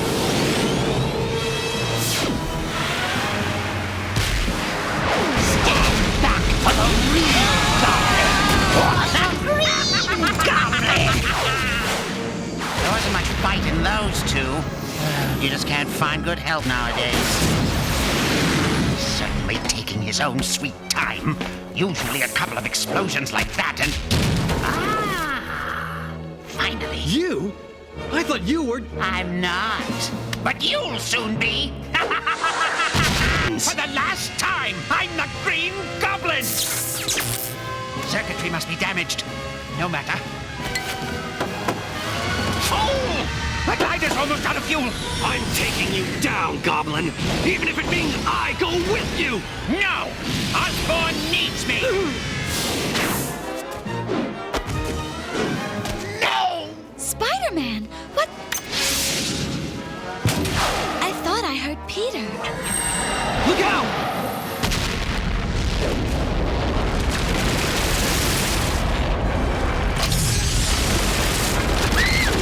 Mary Jane!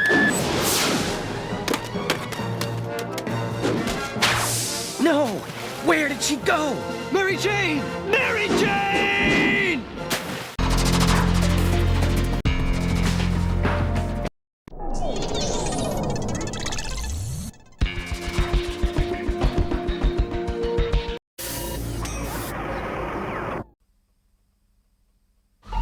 Are you here to confirm that Daredevil is responsible for this, Detective? There is no proof that Daredevil even exists.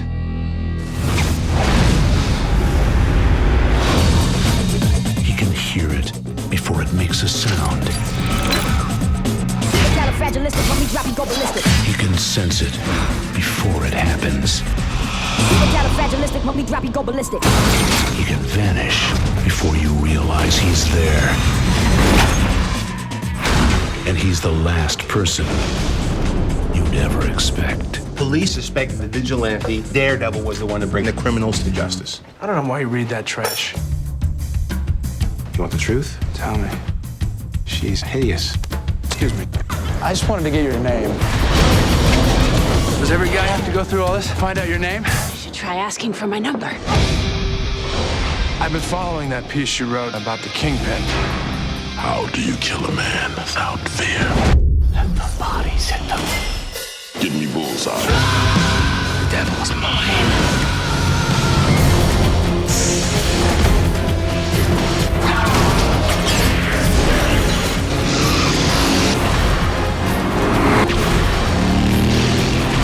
I hope justice is found here before justice finds you.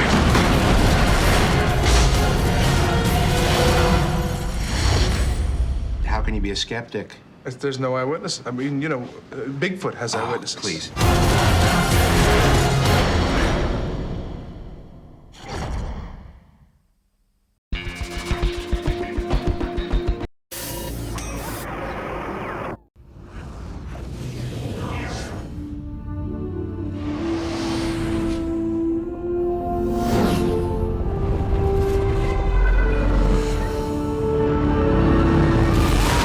Coming to theaters November 27th.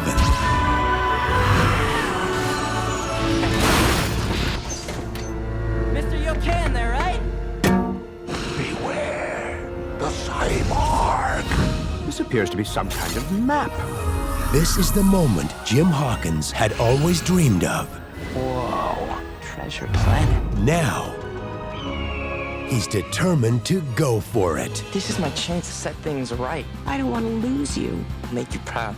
Robert Louis Stevenson's greatest adventure, Treasure Island, as it has never been seen before. Walt Disney Pictures presents Treasure Planet. How cool is this? What are you looking at, weirdo? Yeah, weirdo. Brace yourself.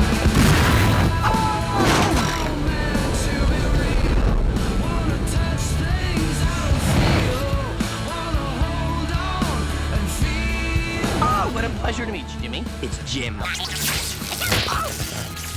And you are? are. I want to say Larry. He may be on a quest for gold, To make people see me a little different.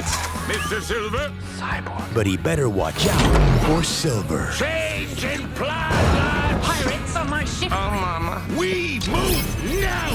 This isn't over yet. Sometimes, courage can be the greatest treasure of all. You think a pup like you can take on the likes of me? Watch me.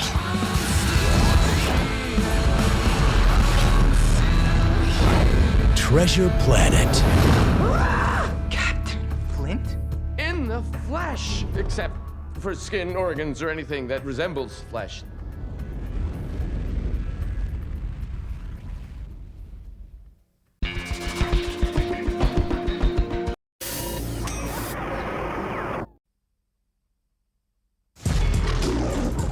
It began as just another day on the south side of Chicago. All right, now listen up. Give me your wallet and your Jordan, won't be no problem. Eddie, leave them boys alone. Sit down. It became an extraordinary day at the barber shop. I need a cut. A little off the top, long in the back, but not quite no shag. Slope to the left like Gumby. Eddie Monster in the front, a little white cliff on the right. Come on, hook that up for me. From MGM Pictures and the producers of Soul Food and Men of Honor. Hey!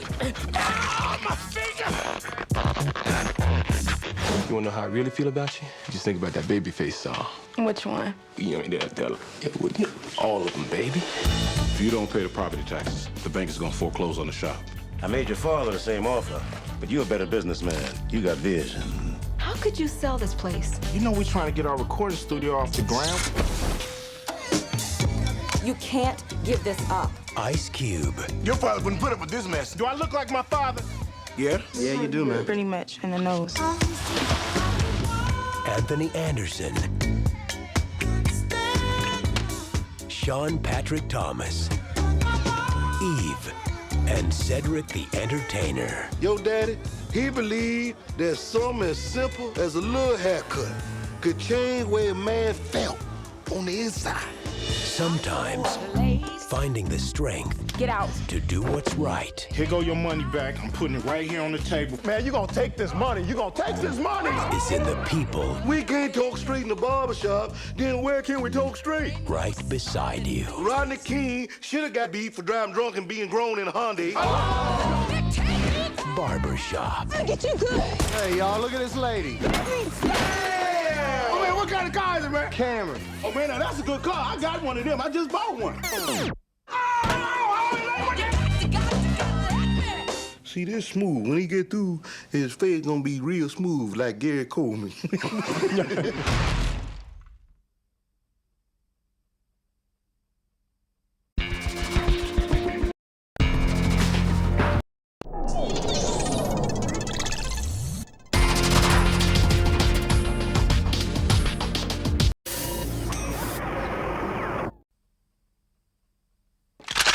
Look who's coming to DVD for the first time.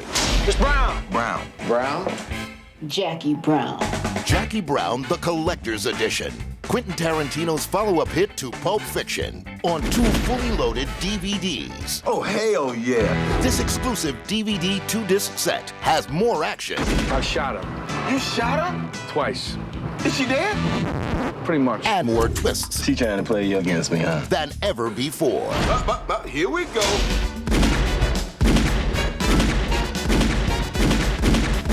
Booyah. Play the volume loud as you want to, but don't touch my levels now. I got them set just like I like. Pam Grier, Samuel L. Jackson, Robert Forrester, Bridget Fonda, Michael Keaton, and Robert De Niro. Who's that? That's Beaumont. Who's Beaumont? My employee I had to let go. Jackie Brown, the Collector's Edition. Coming to DVD for the first time. I'm impressed. The Fiction is back.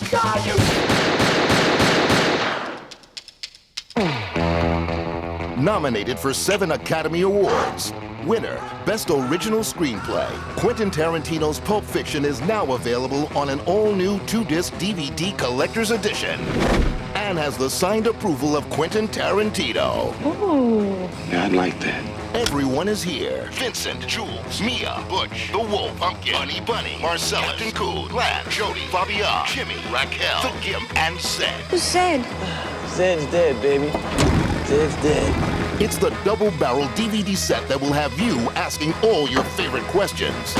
Oh, I'm sorry. Did I break your concentration? And you know what they call a quarter pounder with cheese? Where's my watch? They don't call it a quarter pounder with cheese? Whose motorcycle is this? Whose chopper is this? Don't you hate that? Hey, what? What? What? Say what again? I dare you. I double dare you. We dare you to miss what happened behind the scenes. Bruce, he's Mr. Driving around with cameras attached to his car. Plus, 4 bonus scenes that were cut from the movie. Very good stuff. Never before seen production and publicity stills. Different, but equally good. And interviews with Quentin as he shares his philosophy of filmmaking and how he brought the fiction to life. There's never been this much pulp in one place. That's a bold statement. And that's why it takes 2 discs. Now that was a good idea. Pretty smart. Now you can bear witness to the ultimate pulp viewing experience like never before. And I will strike down upon thee with great vengeance and furious anger those who attempt to poison and destroy my brother. And you will know my name is the Lord when I lay my vengeance upon thee. Pulp Fiction, the Collector's Edition DVD. Get ready to taste it all over again. Yummy.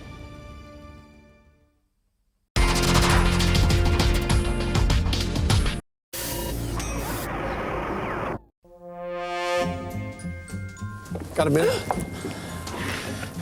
What are you doing here? I need a favor. I want to spend some time with you and the children.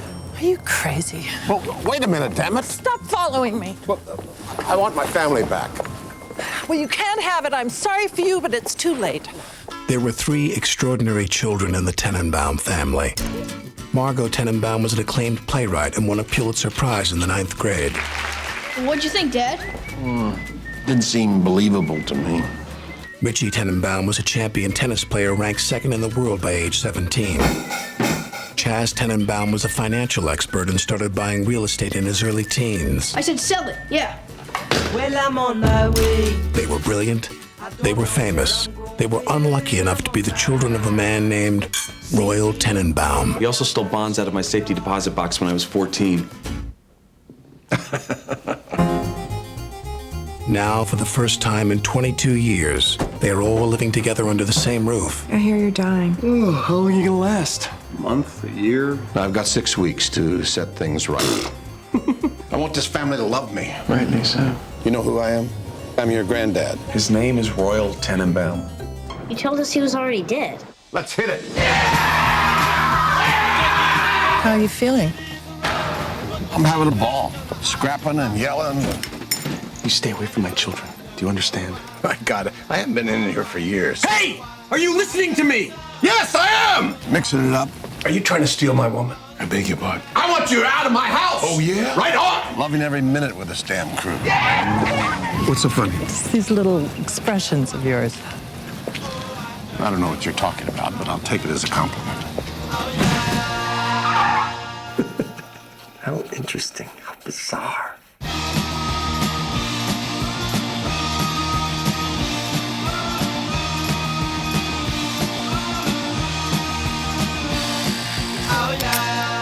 Well, 30 years ago, I was knifed in a bazaar in Calcutta. He carried me to the hospital on his back. Who stabbed you? He did.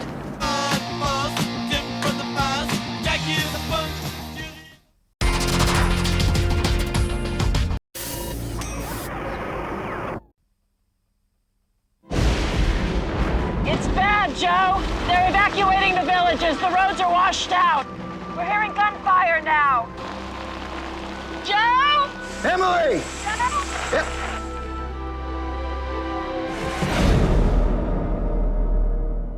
Emily Darrow was not just a doctor. She was a healer and a credit to the human race. Since Emily's death, you have been working around the clock, 7 days a week. All right, let's go. You need time off. Dragonflies were sort of her personal totem. She even had this small birthmark on her shoulder that kind of looked like one. Now I see them everywhere. He calls my name. I follow him into the ICU where he flatlines. And then his heart started again. He hasn't stopped drawing him since he got out of the ICU yesterday. The lady in the picture, she wants you to go there. Go where, Ben? She's trying to reach me and she's becoming desperate. Have you personally had any experience with Emily since her death? Of course I haven't. And why haven't you? Because I haven't gone halfway to heaven and she has no way of reaching me.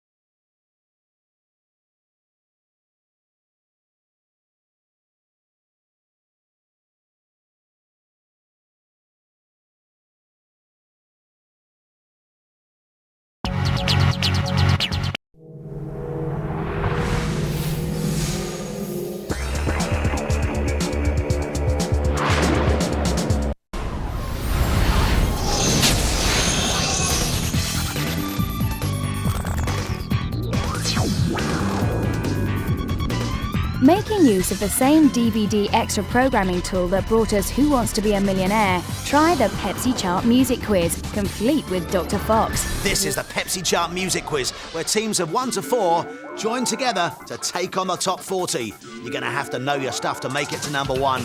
Good luck. 3 faces in one, but can you tell who they are? It works pretty well as a game, providing plenty of variety in the form of multiple categories and question types, as well as a range of difficulty levels and multiplayer options. But it just can't compete with the likes of Millionaire, with its mass market appeal and remarkably authentic experience. You won't even get to hear any music in this chart music quiz, just pictures and trivia. Such is the way with the excessive licensing costs of music.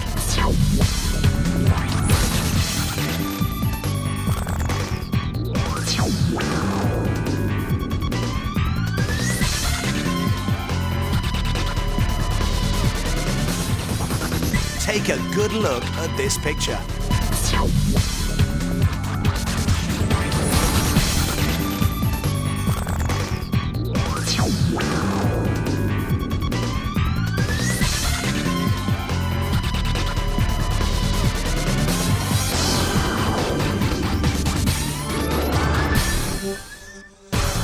Excellent. That's 3 out of 3. Great, you are into the top 30, but have you got what it takes to go all the way? Can you put the famous name to the body part?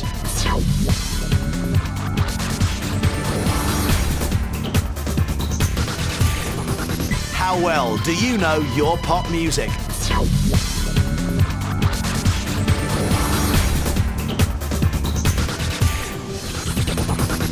Guess who's behind the disguise?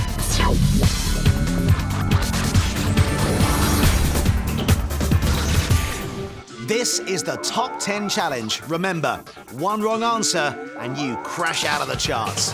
Good luck.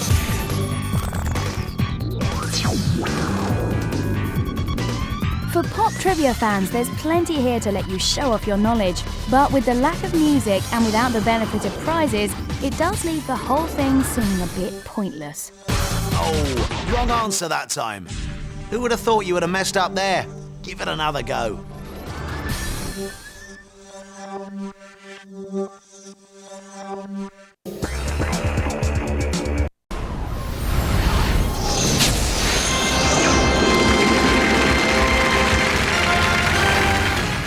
For those of you blissfully unaware that your DVD player is actually a games machine, here's something never before seen on DVD.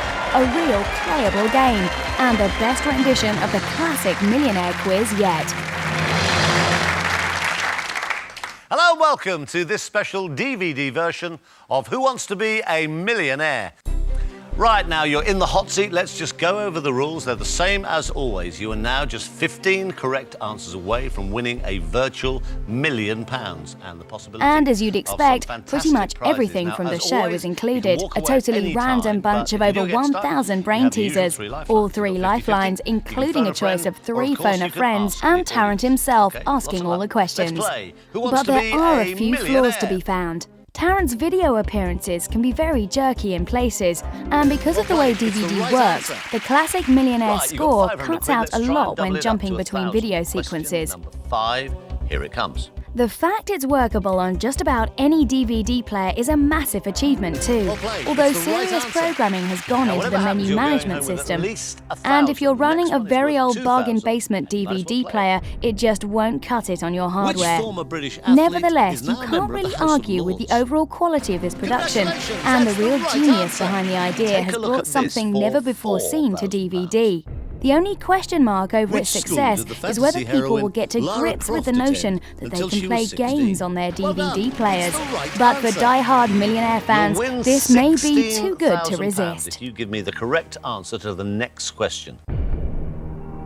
In which field was William Henry Fox Talbot a pioneer? OK, now you've decided to ask the audience. Audience, if you're ready, no pressure, let's help out here.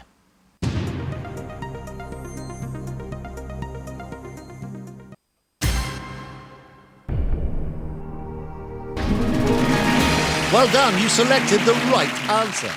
What was the name of the 5th Marx brother who retired early? OK, let's phone a friend. Now, who do you think might be able to help you get past this one? Oh, I'd guess B, but to be honest, I don't know much about it.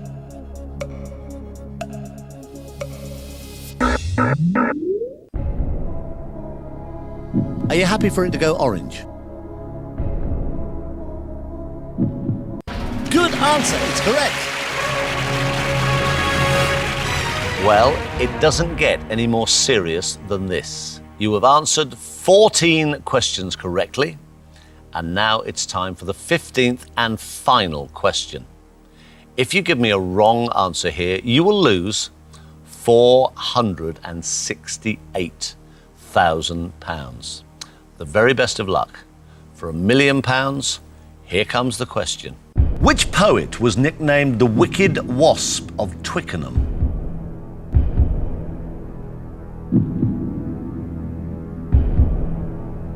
Absolutely correct. Well done. Congratulations, you've done it. You are a virtual millionaire.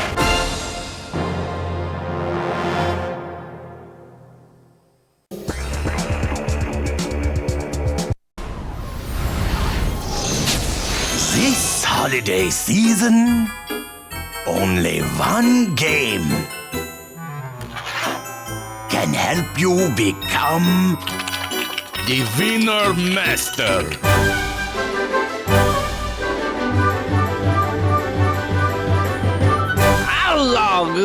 Who ordered the blowjob? Nah, that's f***ing funny. Let's go bone some hookers. Don't you be talking back to me, ho!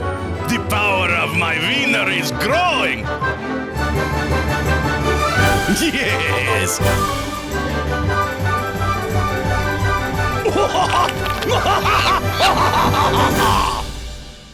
Hurry, my wiener compels you.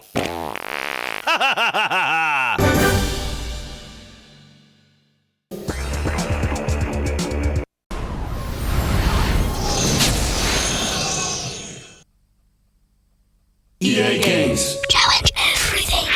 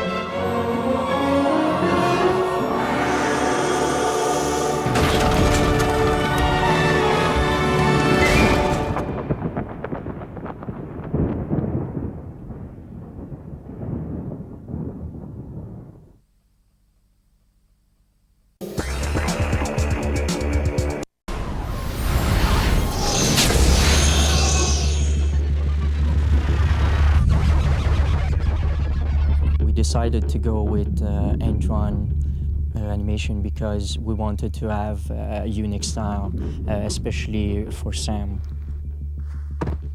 Sometimes we would use video footage of ourselves acting a motion movement and use it as a reference for key poses and timing.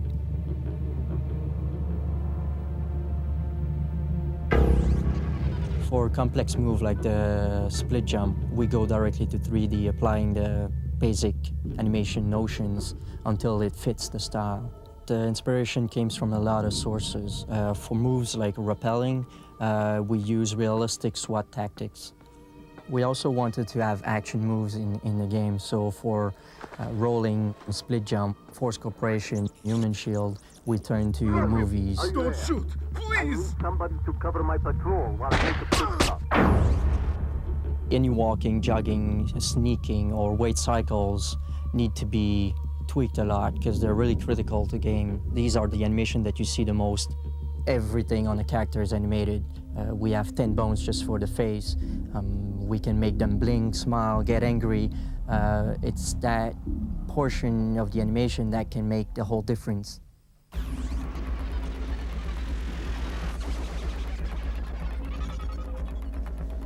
The first step in level design creation is to have the artists create a huge bank of models. We wanted to have as many objects as possible before even thinking of about how the maps would look. Then we created each map's based on what's written in the scenario. We wanted to have a very clear idea of the environment and what the gameplay would be before going on to the 3D stuff. Generally, the atmosphere we wanted to create in each map was danger. The objective of great level design isn't to make maps that would confuse the player, like a Mace. Instead, we wanted to make the player feel powerful. That means giving them a cool character to play with and the right weapon to use, but also giving them the right environment to be part of. Unlike other games, in Splinter Cell, we wanted the shadow to be a safe territory for the player and bright areas to be the dangerous territory. With smaller environments, we could make the gameplay much more intense, put the player much closer to the enemies. And it let Sam Fisher interact with the light and shadow much more effectively.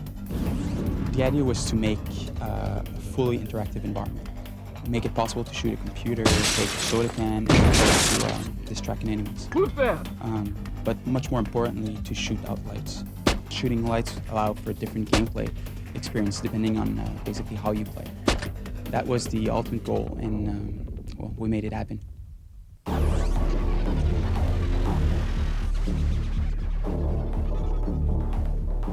Sam's a very frightened guy, you know. That's why he sort of walks in and does stuff like, "Hi, I'm gonna kill you." Because if you're a happy guy, you come in and go, "Hi, I'm gonna kill you." Here we go. Fisher interrogates enemy soldiers who obviously have no information, but he just interrogates them for the hell of it. "Stay quiet. You don't want your life to end in the boys' room. I want you to answer some questions." "Stay quiet. You don't want your life to end in the boys' room. I want you to answer some questions." When I'm breaking down a character, I usually try and find 6 to 8 levels emotional. If they're violent characters, I base them on fear, you know. There's only really 2 disciplines in the universe, love and fear. "Why are you here? Why is the Russian military here? Why is the Russian military here?" Now, it's very hard to do something in an artificial environment and make it real. "Who do you work for?" And I thought I'd like to try it, see if I could fit in, because I'm more of a reactor. "Hey, smile, try and blink, say cheese, thank you." Given the limitations of the dialogue, given the limitations of the responses and the choices within the game, put character and personality into that. I think I succeeded. Let me do this last one. "Bob's your uncle."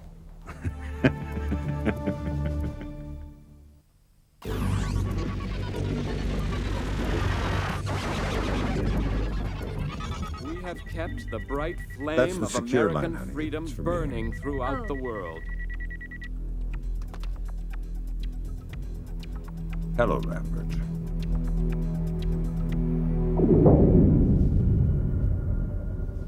As far as the research that went into coming up with Sam concept and looked, we looking at the script. The script was describing Sam as a seasoned veteran, really like a career soldier, basically, and all the background that was described in the script was the fact that he was an ex-CIA operative, also an ex-Navy SEAL team member. So one of our first idea was to have Sam sporting white hair. It looked okay, but the feedback we got from a lot of people was the fact that Sam looked too old at that point, not as much as a seasoned, but more as a retired soldier, which was exactly way off what we wanted in the first place. So we've decided to tone down the white hair and just kept it on the sides and do the more black hair type of look, which also was associated with the stealth part of the character. So we've decided to go for that for the final concept.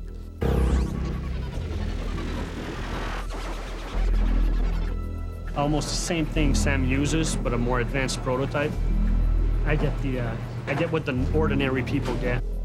Sam's suit was based on a prototype that's being tested right now by the Navy SEALs, which is a wetsuit that you can wear in and out of water, and is a suit that adapts itself to temperature changes.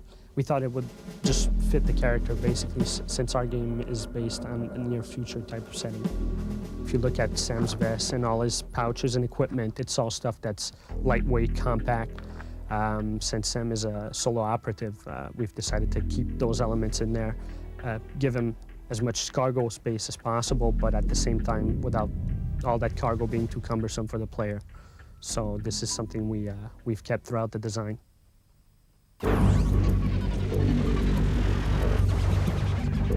Sam's goggle became an important part of his appearance because we wanted to come up with a design that would make the character recognizable to the player as much as Batman is recognizable to a lot of people, just the cape silhouette with the pointy ears. We wanted to have something that would have the same effect, so the silhouette with the 3 dots, which are actually lights emanating from the night vision. I think just that fact alone makes Sam recognizable to a lot of people, and since our game is based on light and stealth, you see that repeatedly in the game. You just see Sam coming out of the shadows with the 3 dots. So this is why the goggles are such an important part of his suit.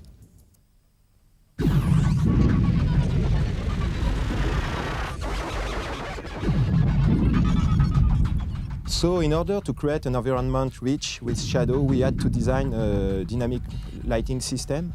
We had to start with the very strong base engine. We chose to work with the Unreal Engine because it offered the power and the flexibility we need.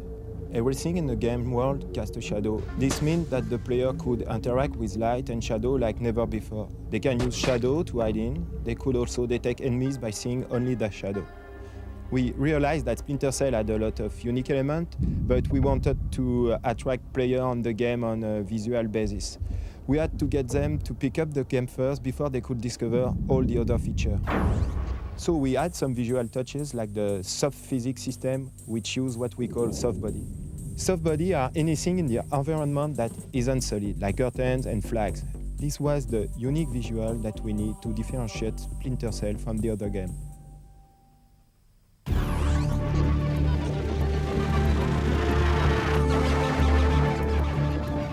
Develop under Tom Clancy franchise, it means that you need to validate and to justify everything. It takes place in a very near future, so you need to use a political environment that is believable, that is linked to the actual situation.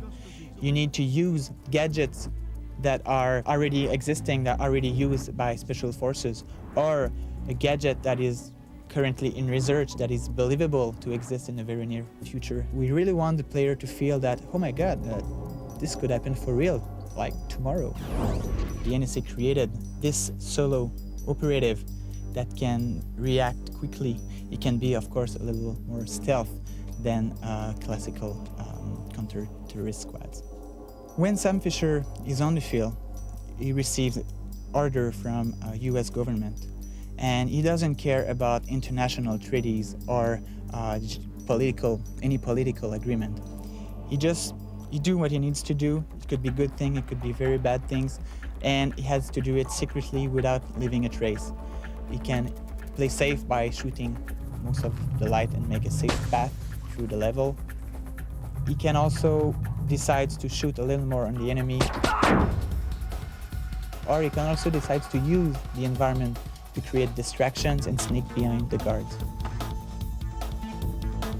If he fails and is detected, US government will instantly deny his involvement in this mission. It's all about mixing those features together that would provide either interesting gameplays or interesting graphic results.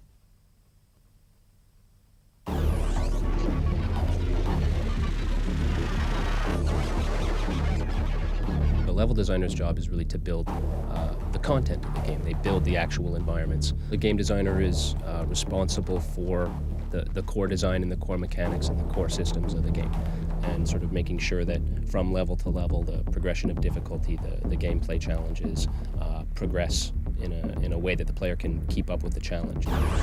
You need to make sure that things are consistent, that the player is learning from level to level how to pass the necessary challenges, and those challenges aren't just changing randomly from level to level. A door always needs to open the same way for the player.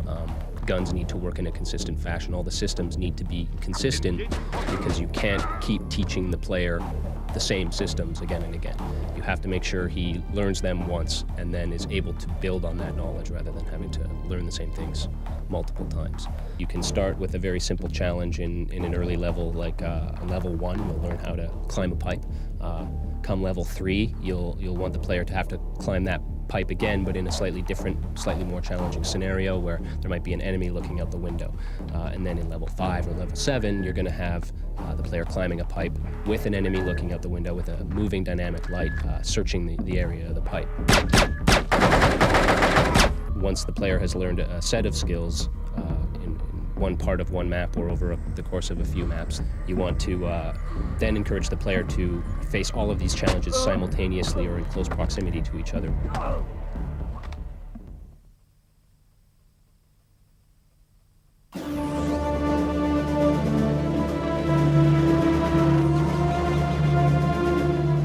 When we're going through this whole Cold War espionage sneaking around thing, we need to develop the sounds and use sounds that are going to benefit the darkness and still work. So we did use a few, let's say, ethnic instruments in the areas that we're at. When we're in Georgia, we have some Georgian guitars and Armenian voices, and when we're in Burma, we've got some Burmese voices and some Burmese drums and things like that.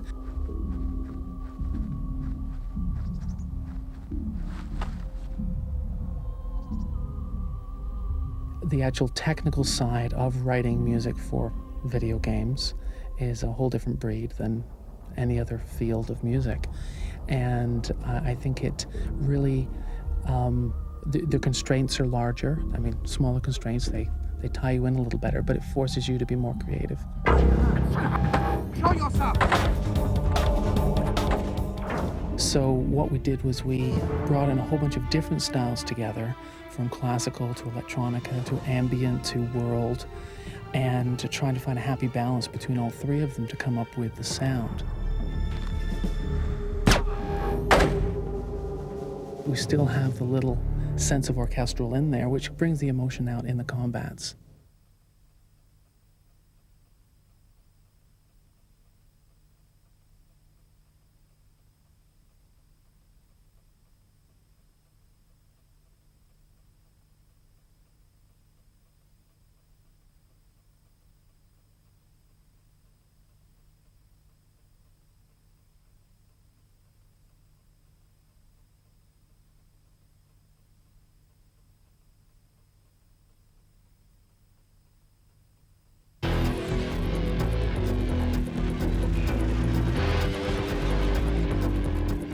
The openness of the gameplay has a tendency to trigger multiple events.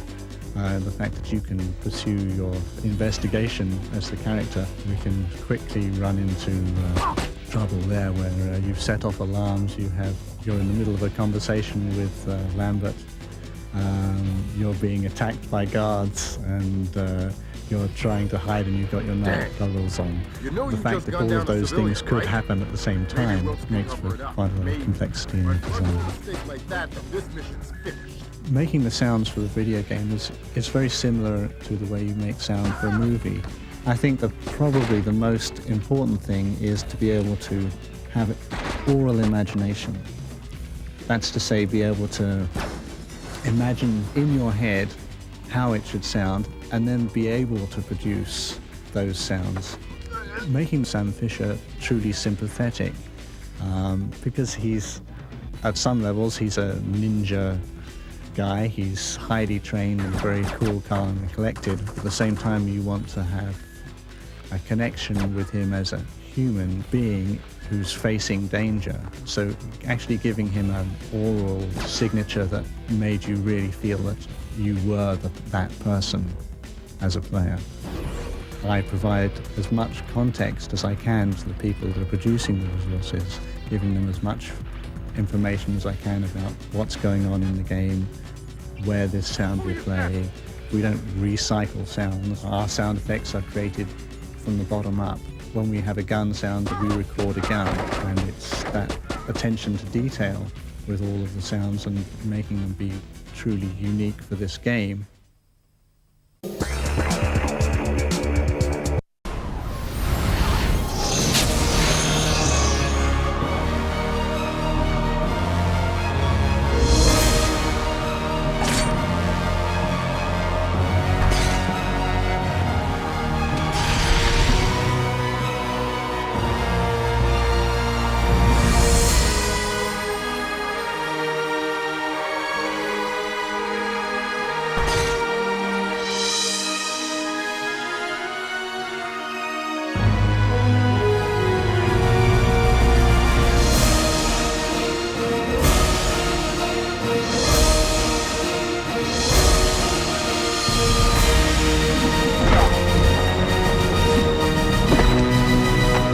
Your power needn't work stalen.